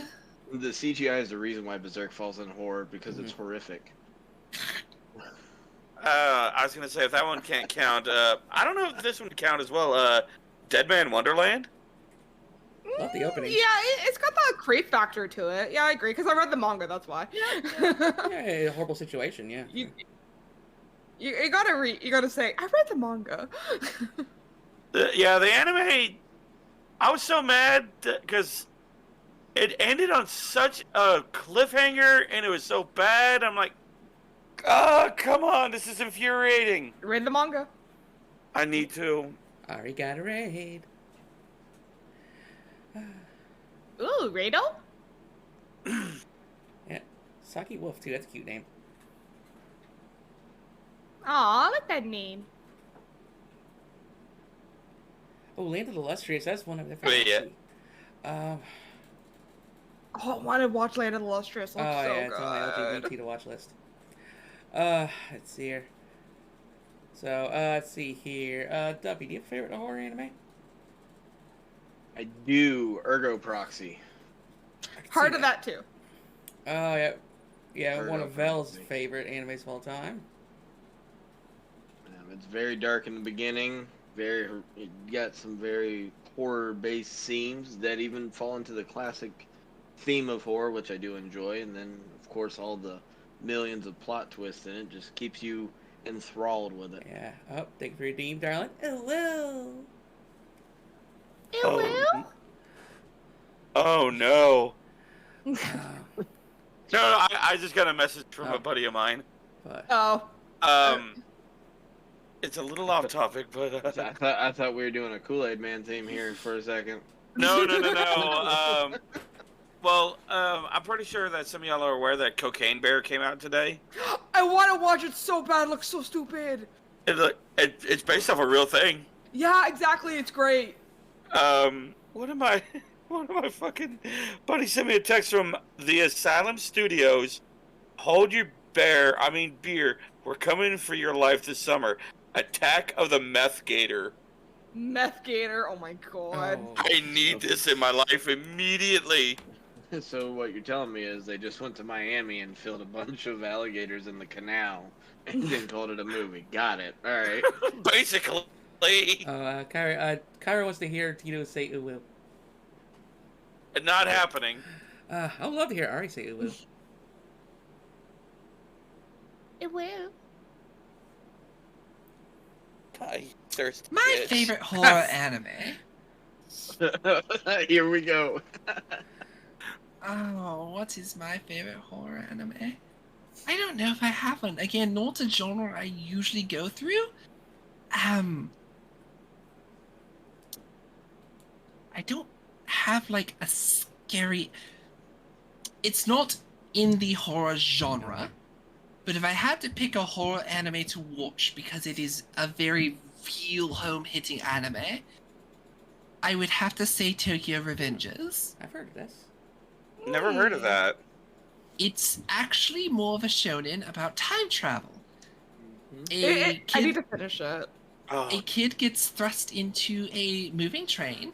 He dies and goes back in time to his middle school years, as like to try and make himself not something. I'm not sure. Like to be not a failure. And Well, he he's realizes, trying to save his like dead girlfriend. yeah, that's not exactly. That's not how it starts. He's like, oh, I get to not be a failure. And then he realizes, oh, I can change what I did with my girlfriend at the time. And it just goes through, and then you get to the end of the first season, and then suddenly they drop. And I'm for those of you who have trigger warnings, this is Kai, thank you for the sub. this is a trigger warning. It drops suicide themes on you.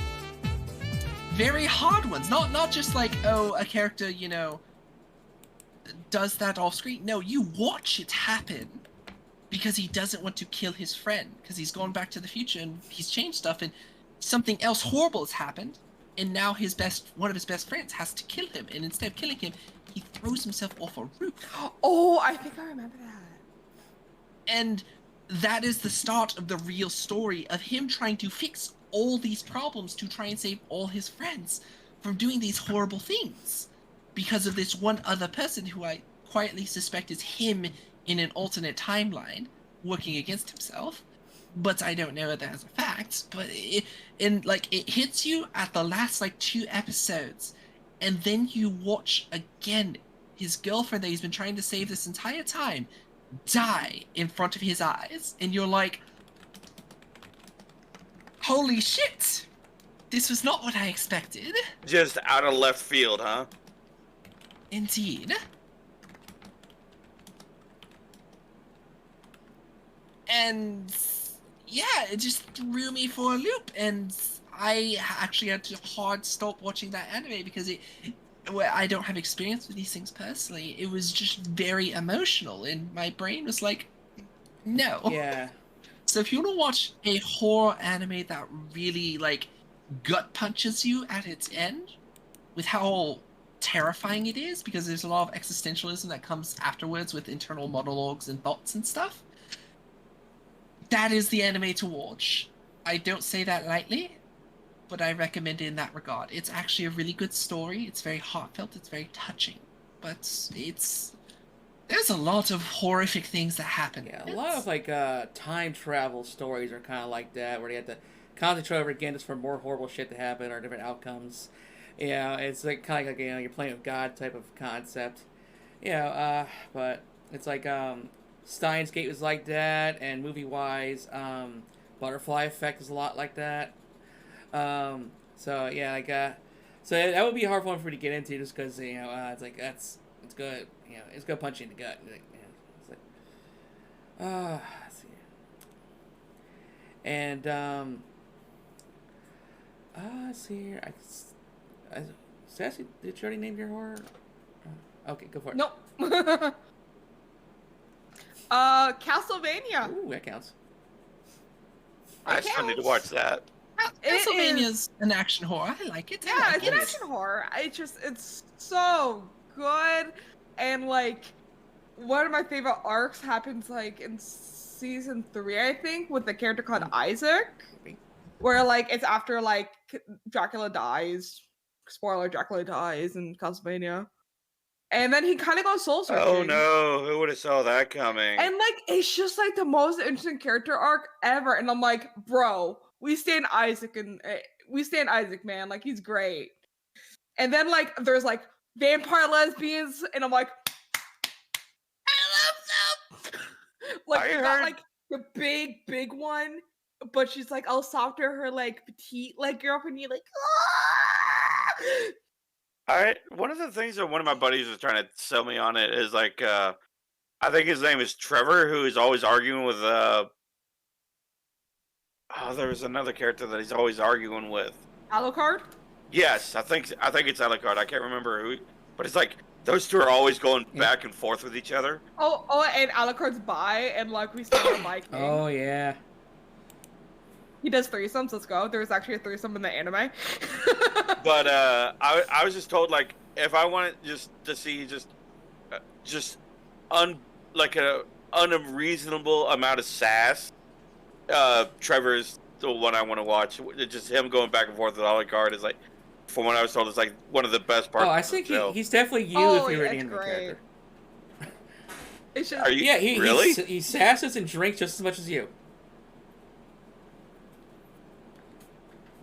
the 3 main characters have such a great dynamic. I love their dynamic. It's so much fun. Like, there's this funny part where, like, he finally gets a beer after a while, and he's like, oh, this is better than sex. And his girlfriend overhears that, and, like, casts an ice spell on his beer. I love that. Oh, I mean, it's better than sex. I mean, to be fair, if you haven't had for an alcoholic, if you haven't had a drink in a long time, a drink is better than sex. Yeah. God bless. I think probably one of my favorite horrors is called Angels of Death. Have you heard that one? I think I've seen a banner of it. I think I've heard of it. You mean No, Death Note? Angels of Death. Wait, I'm just being cheeky. you're not talking about You're not talking about the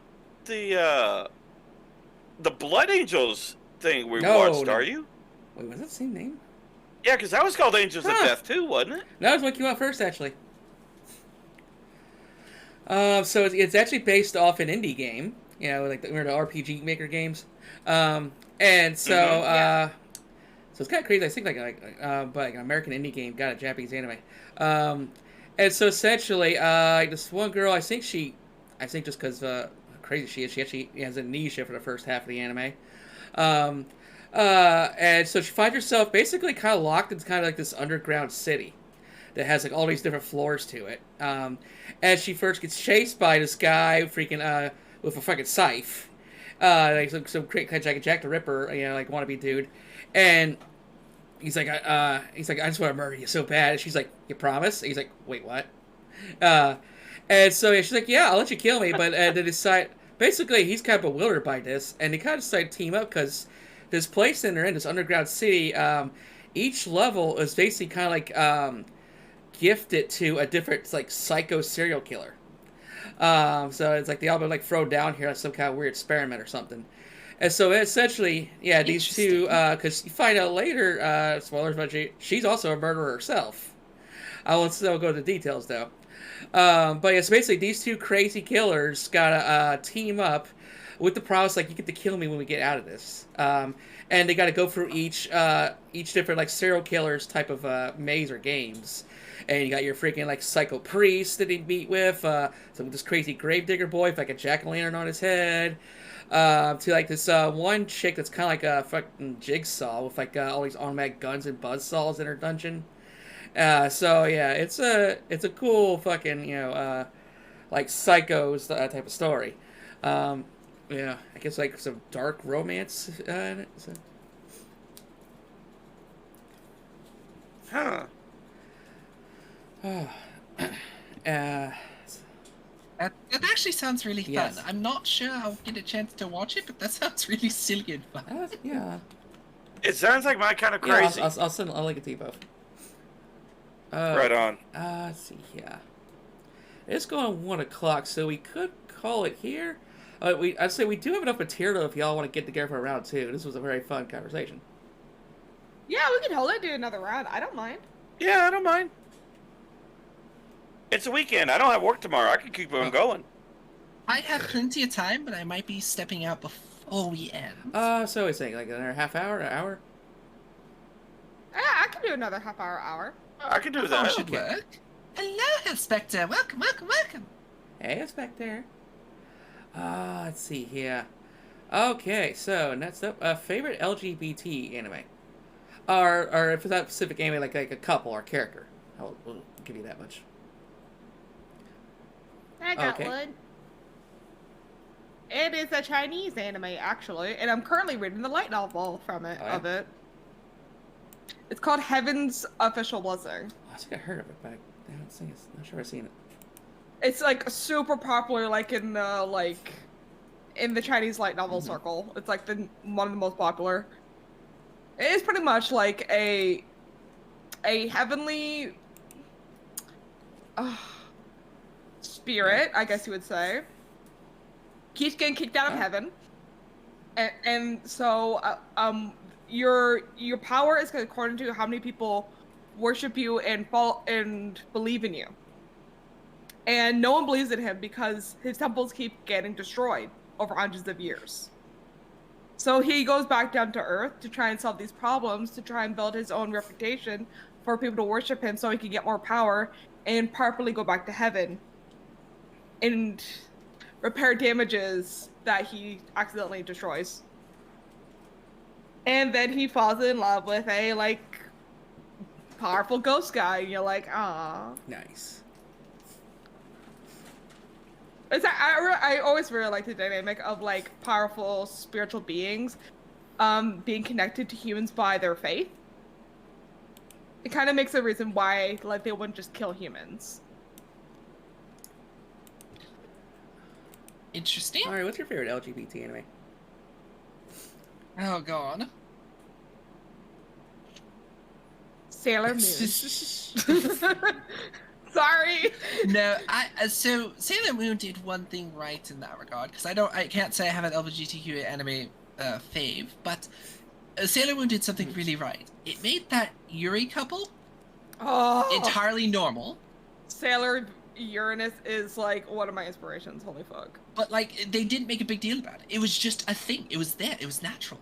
And so much so I didn't pick up that it was off as a child. So Because they're cousins. Yeah, they were cousins when we were kids. yeah. Sorry. Did they have a 69 shaped bed? But like but regardless, I don't really have one because I don't use that as for what I look for by anime, because I usually just happen to find anime, but any anime that has any sort of remotely usually Yuri-leaning connotations, I tend to at least take a look at. Okay. Just because I like Yuri. Oh, okay, I got like 2 or 3 recommendations then. But first, let's see here. Let's go with Dumpy. I'm gonna have to respectfully step out of this genre just because I am one that is not, I guess you could use the term educated for this genre. Okay. Being that I'm a very mech and war heavy anime fan. So respectfully, I had no answer for this one, so I was gonna have to pass. Oh, I thought someone just commented, "Who's a space marine looking lad to the far left?" Like that's Didonis. Oh, that's not a space marine. That's my orc death knight from Warcraft. But I can definitely see like if it. So Space Marine, yeah. I would say yeah, if an orc from put on like a space marine armor, that'd be interesting. It has happened.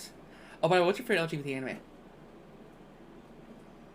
I ain't got one. Okay, let's see here.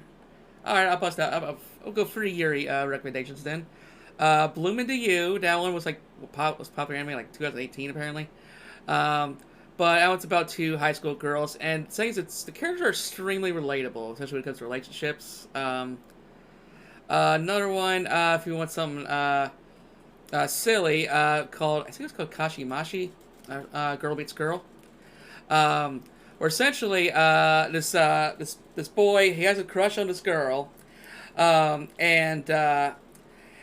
he finally confesses to her, but she just says, sorry, I'm not into boys. And so he just kind of like, he goes off to the mountains just crying, his eyes out and everything. Poor guy. And so, like, there's this light in the sky, and a UFO literally just falls on him. Yeah. Yeah. And the aliens are like, people of Earth, we didn't mean to hurt him, so we put him back together. Unfortunately, we got his gender wrong. Yeah. Ah. So he's back as a girl, and so not only is he readjusting into life as a woman, but now that one chick, suddenly she's like, okay, now you're hot. It's just, yeah. And finally, if you had something ridiculous and also borderline hentai, it's also might count as a magical girl, but basically, you're a soul eater. How like the partner turns into a weapon for one partner to wield. So eventually, these girls essentially, in order for one girl to transform, she's got to have an orgasm. Yeah. Yes. What? God, So basically, on the spot, their partner, gets to it. Let's go. Yes, right there. On the spot. And then they turn into a weapon, and they Imagine fighting that. I'm like, oh my god, do you guys need a broom? I'll be back. essentially, Like, what the fuck? it's like, hey, let the groping finger begin. Suddenly, pop, she's a scythe now. Oh man. Fucking hell! I keep smashing it. You kind of like you're with a woman, suddenly you orgasm, and then you're just laying in bed with a sniper rifle or something. Yeah. Yes. That's what the anime is called. Valkyrie Drive Mermaid. Imagine having an orgasm and then having like a headache because your partner's swinging you around like a freaking blunt. Oh a blunt yeah. object. And of course, he had clothes kind of like tear like wet tissue paper. And then Like, bro. Oh man. So. God. Uh. See those kinds of animes I just cannot get. No pun intended. I see shit there. Okay, get us with a mystery anime then. Mystery anime. Mystery anime, huh? I like mystery. Mystery's fun. Oh my god, I cannot remember the name of it. I always want to say Psychonauts, but that's not it. It's Psychopaths. Psychopaths. Yes, that's a good one. That's a good one. I love that one. Psychopaths is pretty good. I never watched it from beginning to end, but my roommate, who is really into all the tea, and the one I said spent $7,000 on tea over the course of like 2 years. Okay, I thought you said the one that was really into teeth. I mean, dental work is I have expensive. another friend like that though. But he was really into it, and I would sit and watch an episode every now and then. It was very interesting to watch. I really enjoyed that. Also, one's kind of depressing. But I don't have a good synopsis on it, sadly. Yeah, that one is kind of hard to describe, but just with. Yeah, I know. It's so hard to describe good that. serious cyberpunk though. Oh, that's right. Yeah, there's parts like it's fucking brutal to watch. Yeah, I think about it. Oh yeah, but like it's just so interesting. Yeah. Though. Oh yeah. But Sassy, do you have a mystery anime? Yeah, Bungo Stray Dogs. How is that one? I heard about it. It's like imagine if people have magical powers, and they're all references to not modern literature, but to like literature. So one person's power is like just I'm trying to think of like an old school book. Not Forrest Gump. Oh my god, just like an Gone with the Wind, and they have the ability to control wind. And so there's a mystery department, and then there's the mafia, and so they all try to so both of them are always trying to solve these mysteries. Okay. And it's really interesting. What about you, Dumpy?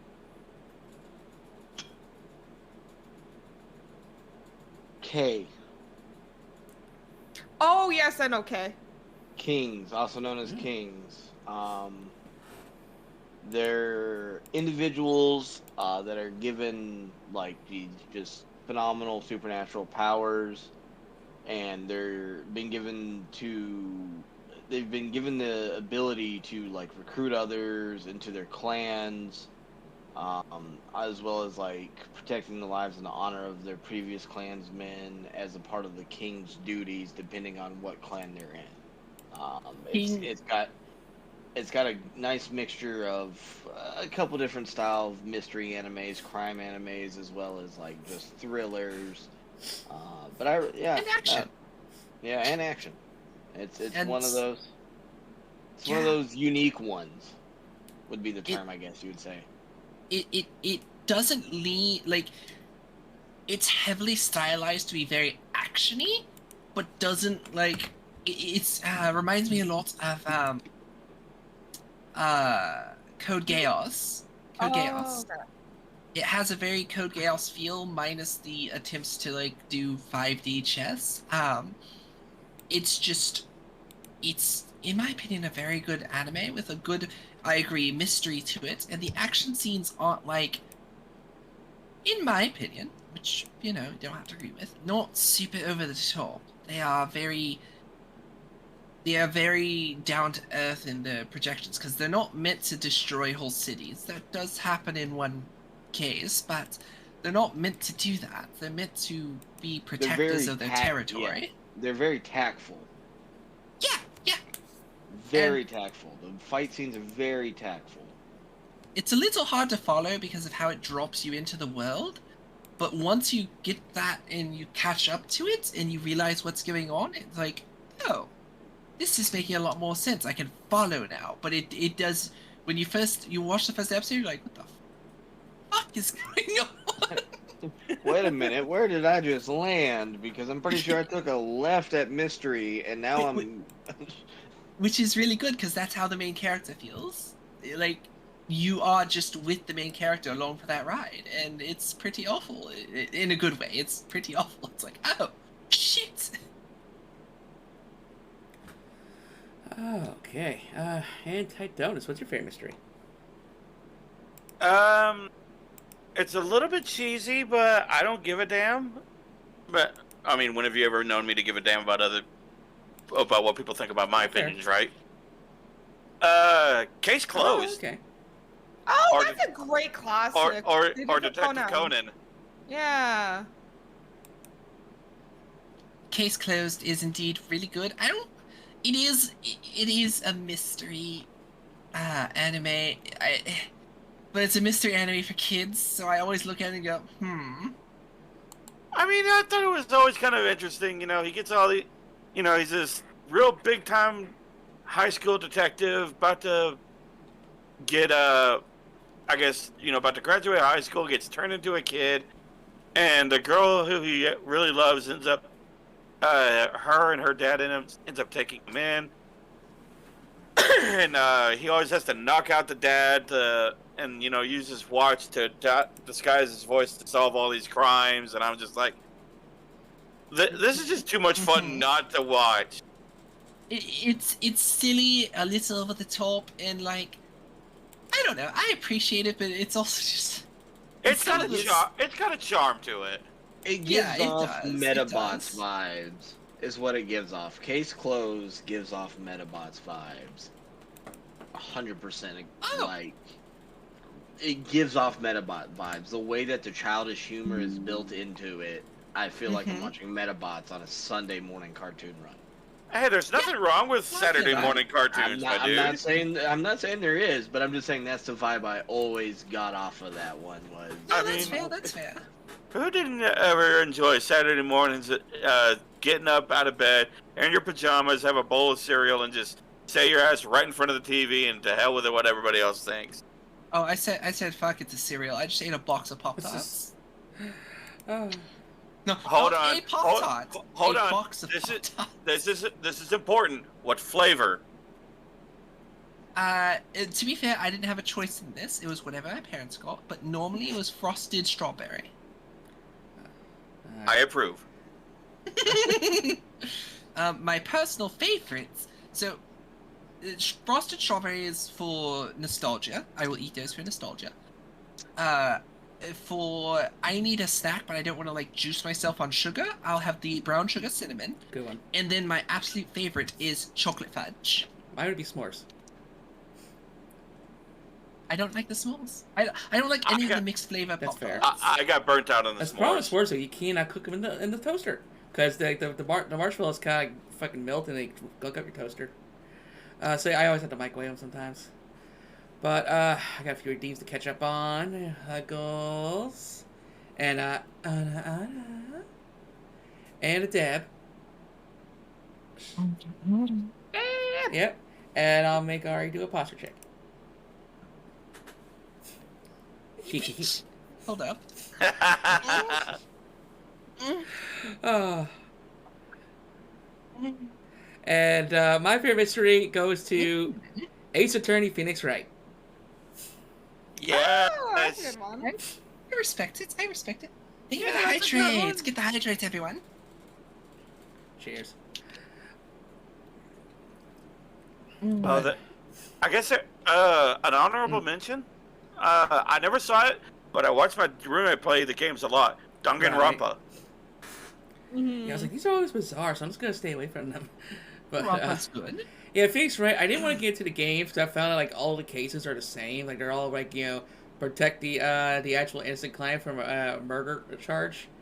And I kind of wanted more variety in my court cases. Like let's have like a fraud charge or an arson. Too many parking tickets. Or something. Something different. Mix it up. So it's like, okay, so I don't mind watching the cases pan out.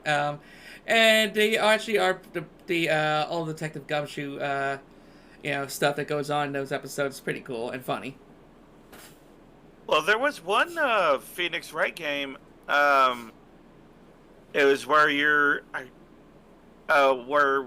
you're actually defending an orca.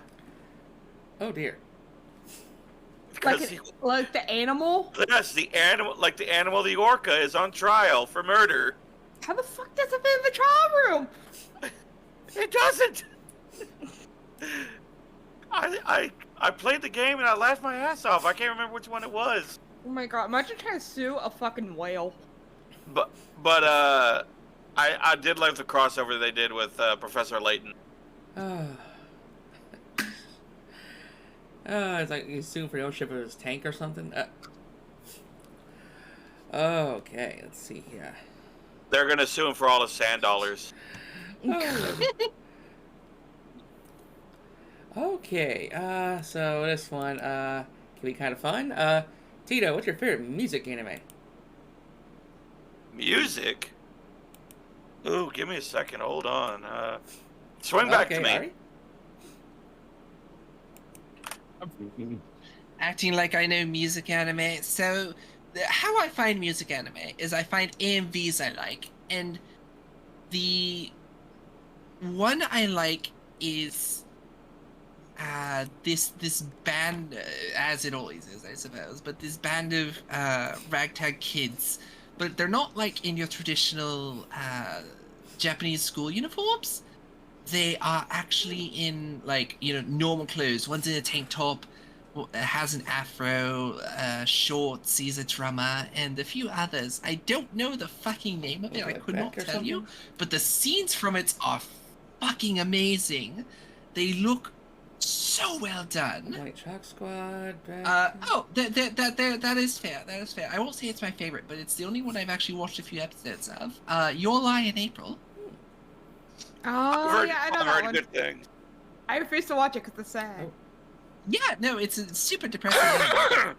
It's a music anime, and it's really good. And I will never watch it after the first episode. The third episode is as far as I got, and I was like, nope, can't do it. Not gonna do it. No, can't do it. My friend actually got this soundtrack for that in Japan. Shura on it, the one and oh. Thank you for the follow, darling. Welcome to the Waifu Tavern. That's a big name I can't pronounce. Mwah. Hell yeah! Oh, and no one is going to watch Clannad or Clannad After Story. Don't do it. I won't. Just don't. You don't want to cry that much. I don't want the art style. Their eyes are too windowy. They kind of look like windows on their It's just- face. They're very large, but it's just like it is just a super depressing anime anyway, and you do not want to watch it. It's a lot of really sad. What is the one where I don't remember the name of it. I won't bring it up then. I don't remember the name, and I don't want to describe it because it's very generic in description until you get to the the apex Gotcha. of it. But let's see here. Sassy, what's your favorite music anime? I'm actually not much into music anime. I should. I just like I'm so behind on that because I wanted to watch Carolyn and Tuesday. Oh, yeah, but that's on my list. Yeah. I really want to watch it, but like I just gonna do a cop out answer.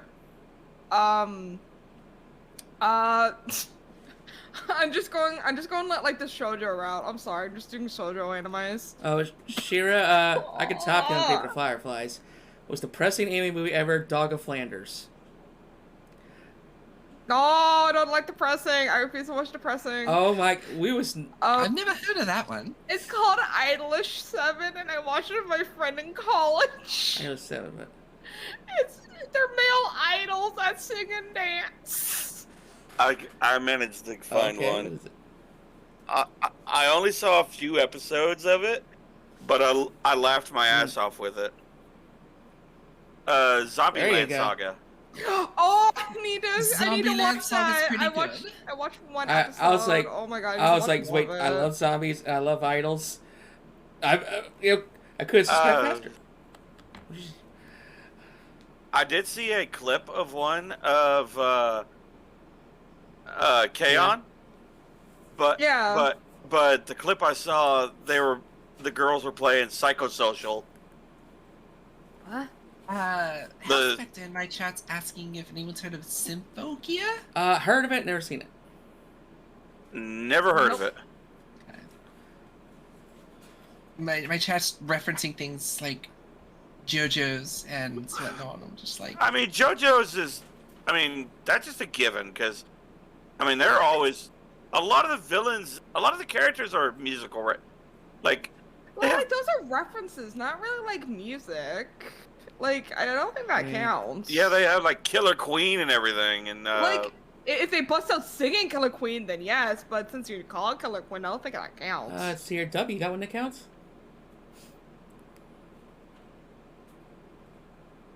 Mine is going to be Beck, the Mongolian Chop Nice. Squad. Classic. Actually, because of you and Nixie was the reason why Yeah. I watched that, because y'all put that on my list for me to watch. I finally watched it. Yeah, I gotta change my pick because funny story. We were doing an anime podcast a couple years back, and we ended up having the music genre, and Duffy picked that one called Detroit Rock City or Detroit Metal City, and he like, oh, this looks cool. He fucking hated it. It's basically a comedy version of say if like Jujutsu was Kiss Demon, but a Japanese metal band. It's like there's all these black metal tropes and stuff. And meanwhile, the outside the makeup, the singer like the most dorkiest idiot you ever met. I guess it's not technically anime, but if I had to pick like a music sort of, Oh, thank you, I Shara. won't even say centric, but a music show, I would say Metalocalypse. Just because the actual songs from Metalocalypse are fucking bangers. Oh, I had Death Album 1 and 2. Like, it's not the best show in the world, and it is sort of leaning on absurdist comedy, but the art style gets me. And the music, the actual music, I think is actually really good. And the thing that blows my mind is the guy who voices Nathan Explosion is also the one who. It's also the one who fucking wrote the show Home Movies and voiced most of the characters in Home Movies. Yeah, Brendan Small. And that blows my mind. And here's something cool. All the other band members, those are from legit bands. Oh. Yeah, I know. And they went on tour. What's Nathan supposed to sound like a It, YouTuber? it just, Isn't there an anime where like the world doesn't have music and the only way to like fight these aliens is with music? I swear to God, that's an anime. And I couldn't tell you. like couldn't one of tell the ya. girls, she has like white hair and she gets like a red dress, and she transforms and the guy plays piano. God, I want to watch that one. I think that's considered music anime. I don't know, but I was hoping you guys would know it. I can't tell you. But Logic going off of Metalocalypse, for the longest time, my alarm tone on my phone was the chorus for Awaken. Nice. Oh, the Awaken is so good. Are you talking about it's Tactop Destiny? No, I have no. No, Sassy. Oh, Sassy, what? Huh? Wait. Which one? The anime, was it called Tactop Destiny, where they fight them off with classical music? Yes. Yep. I was gonna say this one for another anime pod, but AKB0048, which is a real life J-pop group, but they got their own anime, and instead of it being like a realistic slice of life anime, essentially it's this whole galaxy full of planets, and there's this one like space government that's kind of being very oppressive, and they've outlawed music. You know, you can't allow to enjoy certain things. It's kind of like the North Korea of the galaxy, you know. And so basically they're basically this underground pop group that not only brings shows to the people to get their spirits up, but when the space police come for them, their fucking microphones turn to lightsabers and they go to town. That sounds awesome. Sympho Gear is apparently the one I mentioned earlier is apparently that anime, Sassy. Okay, there's also a really great music anime because it's my guilty pleasure, and I'm just gonna send you one of the clips of the songs, just because it's the greatest thing ever. It's called Dances with Devils. If you want to laugh your ass off at a really, really, really, really bad anime, is this one, because it's so bad, it's so stupid, but damn do they have bangers, and damn is that stupid as hell. I mean, one of the Ozzy's and Lemmy's song Hellraiser, for the 30th anniversary when that song was released, they made a animated music video for it, and Ozzy and Lemmy go to fucking space and fight aliens. Absurd. Oh, look up Hellraiser, the 30th Hellraiser animated music video. You will have a great time if you love Ozzy and Lemmy. Yeah, I like the really dumb music video in the chat. That just makes me laugh every time I see it. Alright. Before I go away from laughter, though, back to the dark. Tina, what's your favorite psychological anime? Psychological? Oh, for fuck's sake. I didn't study for this Okay. test. You hit pass if you want.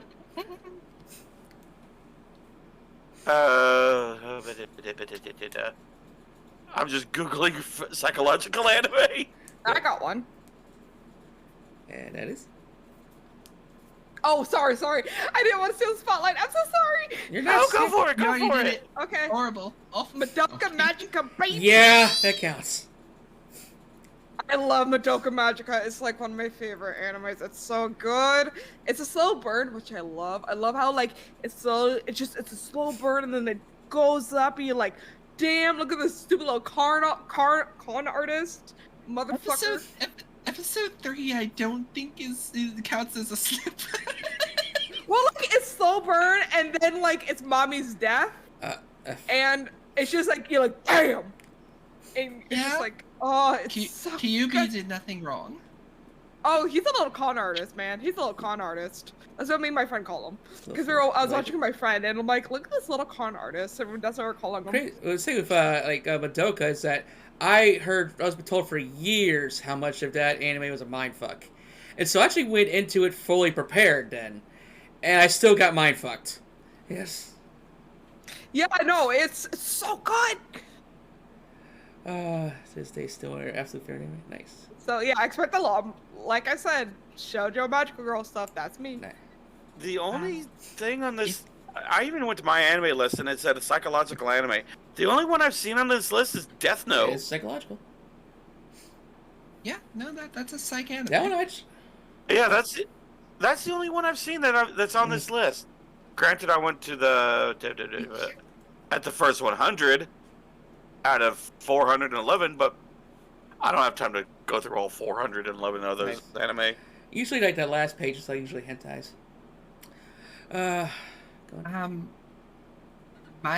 I'll go ahead and say mine real quick. And this is more of a series, and we sort of referenced it earlier, but the oh my god, my brain is like fumbling it. I want to say Monogatari. Monogatari? Yeah, Monogatari. Oh, Monogatari. Monogatari series. Okay, let's deal Kriya. Because it's where it has a lot of like fantasy stuff. When you really get into it, it's Bake Monogatari. But there's other prefixes to that, so I say the Monogatari series.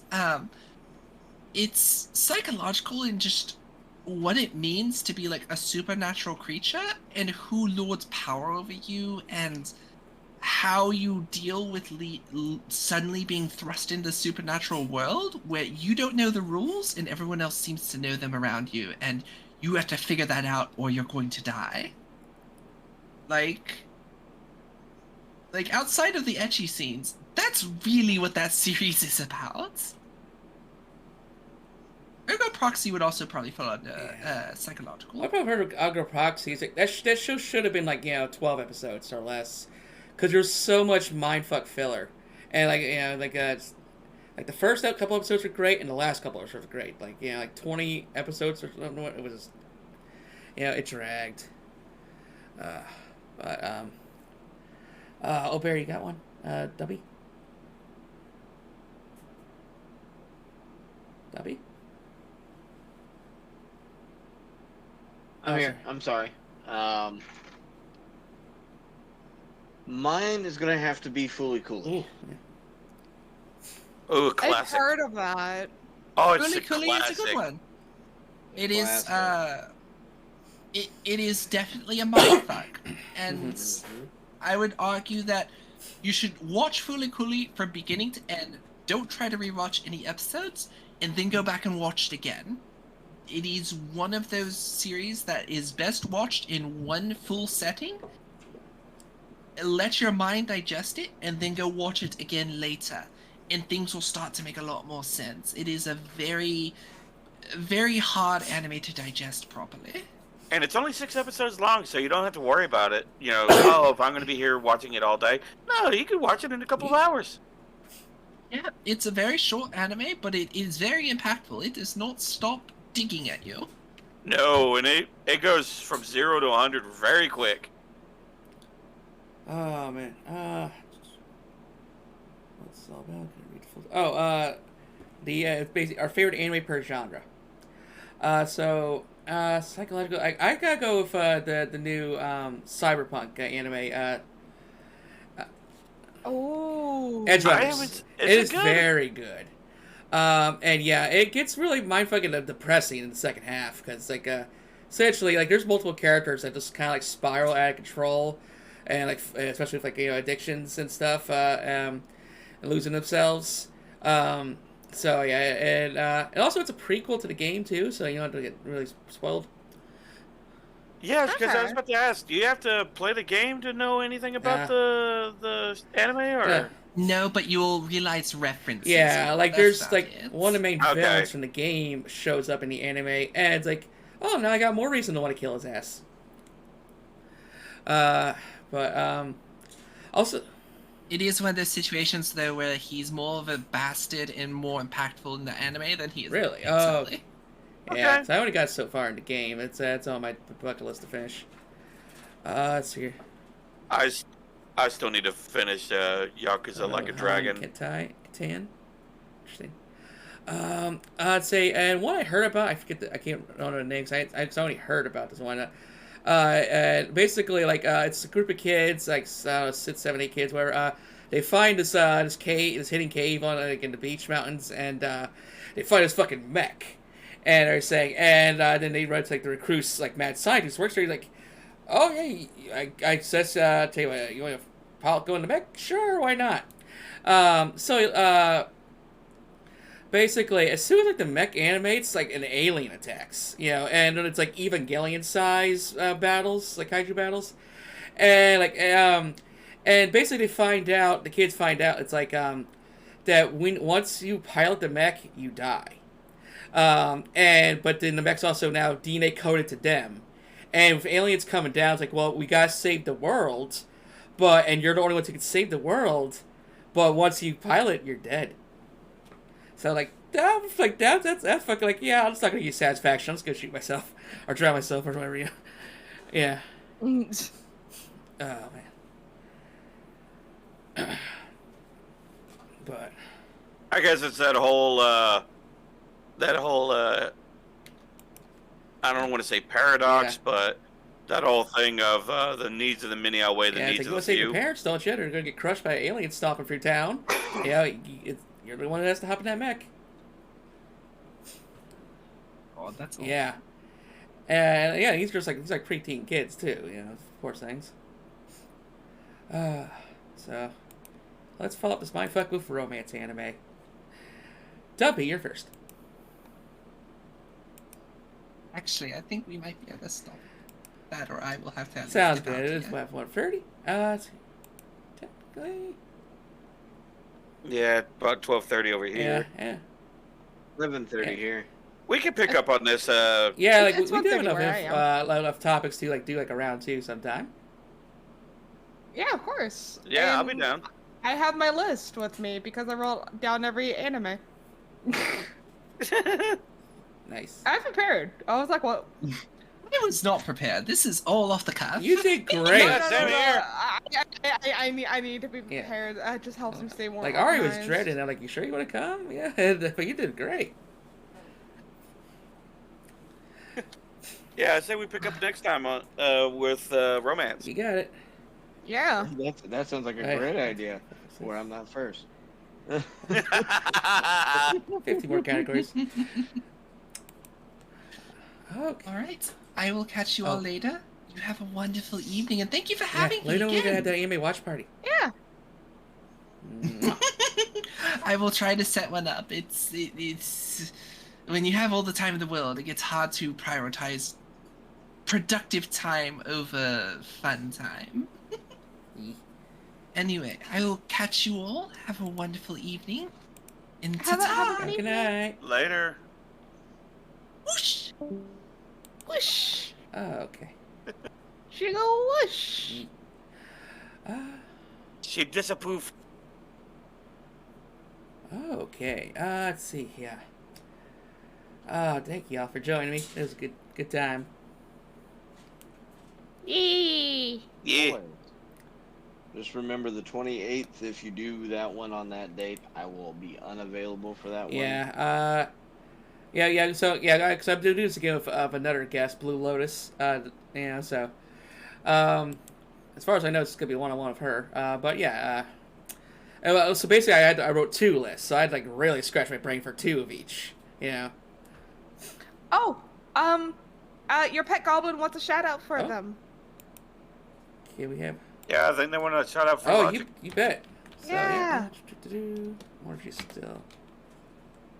Sorry, because I'm reading your chat as we stream because it feels it's easier for me to like do a podcast when I'm like watching people as well as it is. But you're still alive right now. I just gotta make sure I spelled the name just right. Oh nope, here just went off. But let's see, did it? There we go. Yep. There we go. Soul Stealer, a wonderful demon lady. Let's see. We've done a couple Warhammer streams, specifically Dark Tide. Oh yeah, man, definitely one of my favorite friends here. Yeah, she's Oh, yeah. lovely. So lovely. Yeah, she and Tina really headed off. Texas buddies. I followed all the Tilly's friends. Oh yeah, great network. I wonder if I should redo the shout outs channel on my Discord. Yeah, like the big. Yes. I get too shy. What? Oh, you're not shy. You're great. Let's see. I'm just like, I don't know. It's just a little like, Oh, wait, there's a shout to Sassy Chestnuts channel. fuck off. At least when people are nice to me, my reaction is to be mean.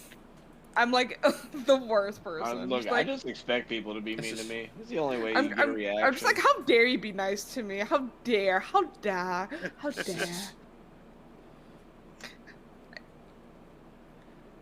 I'm half tempted to be mean right now, but I'm not going to. I'll cry if you're mean. It's not mean in a mean way. It was going to be mean by being nice. Oh no. Nah. You're talking to someone who cusses out people who like give me money. Oh. I'm just like, how dare you give me money? You better. I like fun with the I girl. guess that's one good way to measure, like, if you have a big communities, like how many people freaking self-promo in your Discord. Yeah. Heck yeah. I just always lurk in Discords. Like, I'm always there. I read everything. I just never reply. It's like... By the time I I get lurk. a chance, Yeah. by the time I get a chance to reply, there's already like 30 other messages in between. Then I'm just like, yep. And I'm sometimes out. when I try, too, it's like, you get through, like, 5 Discord servers, and, like, there's still 55 more, like, yeah, I'm all out of time, though. Yeah. So. Yeah.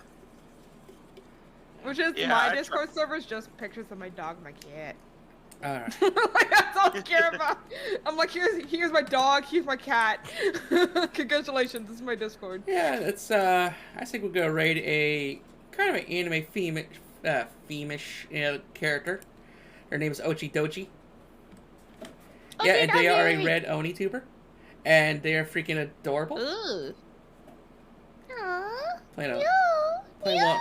Sorry, when you said adorable, I want to make those annoying noises. Yeah, in fact, let me just think. I'll show a screenshot just to see what you're in for.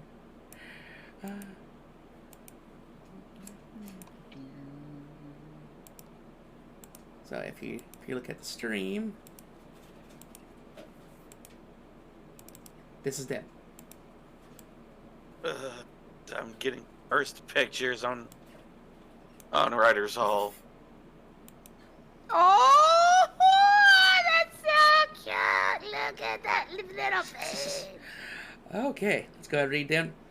And Sassy exploded. Oh, trust me, you should see me at work every time I see a freaking dog, because I work at a pet store. I'm like, Abigail, look Oh, at and the you got just a bee." cute voice too. I recommend a guess. That's like a network. And network is key, that's for sure. Networking is key. Oh yeah, definitely. I'm happy that I'm part of Tilly's network. Oh my god, bless. Oh yeah, I'm glad you're in Inner Circle. Let's see. Okay, so raid is commencing, and I got D&D tomorrow with Tito, but if I could stream early enough, we'll get some 14 in there. All right, Stormblood, I'm coming.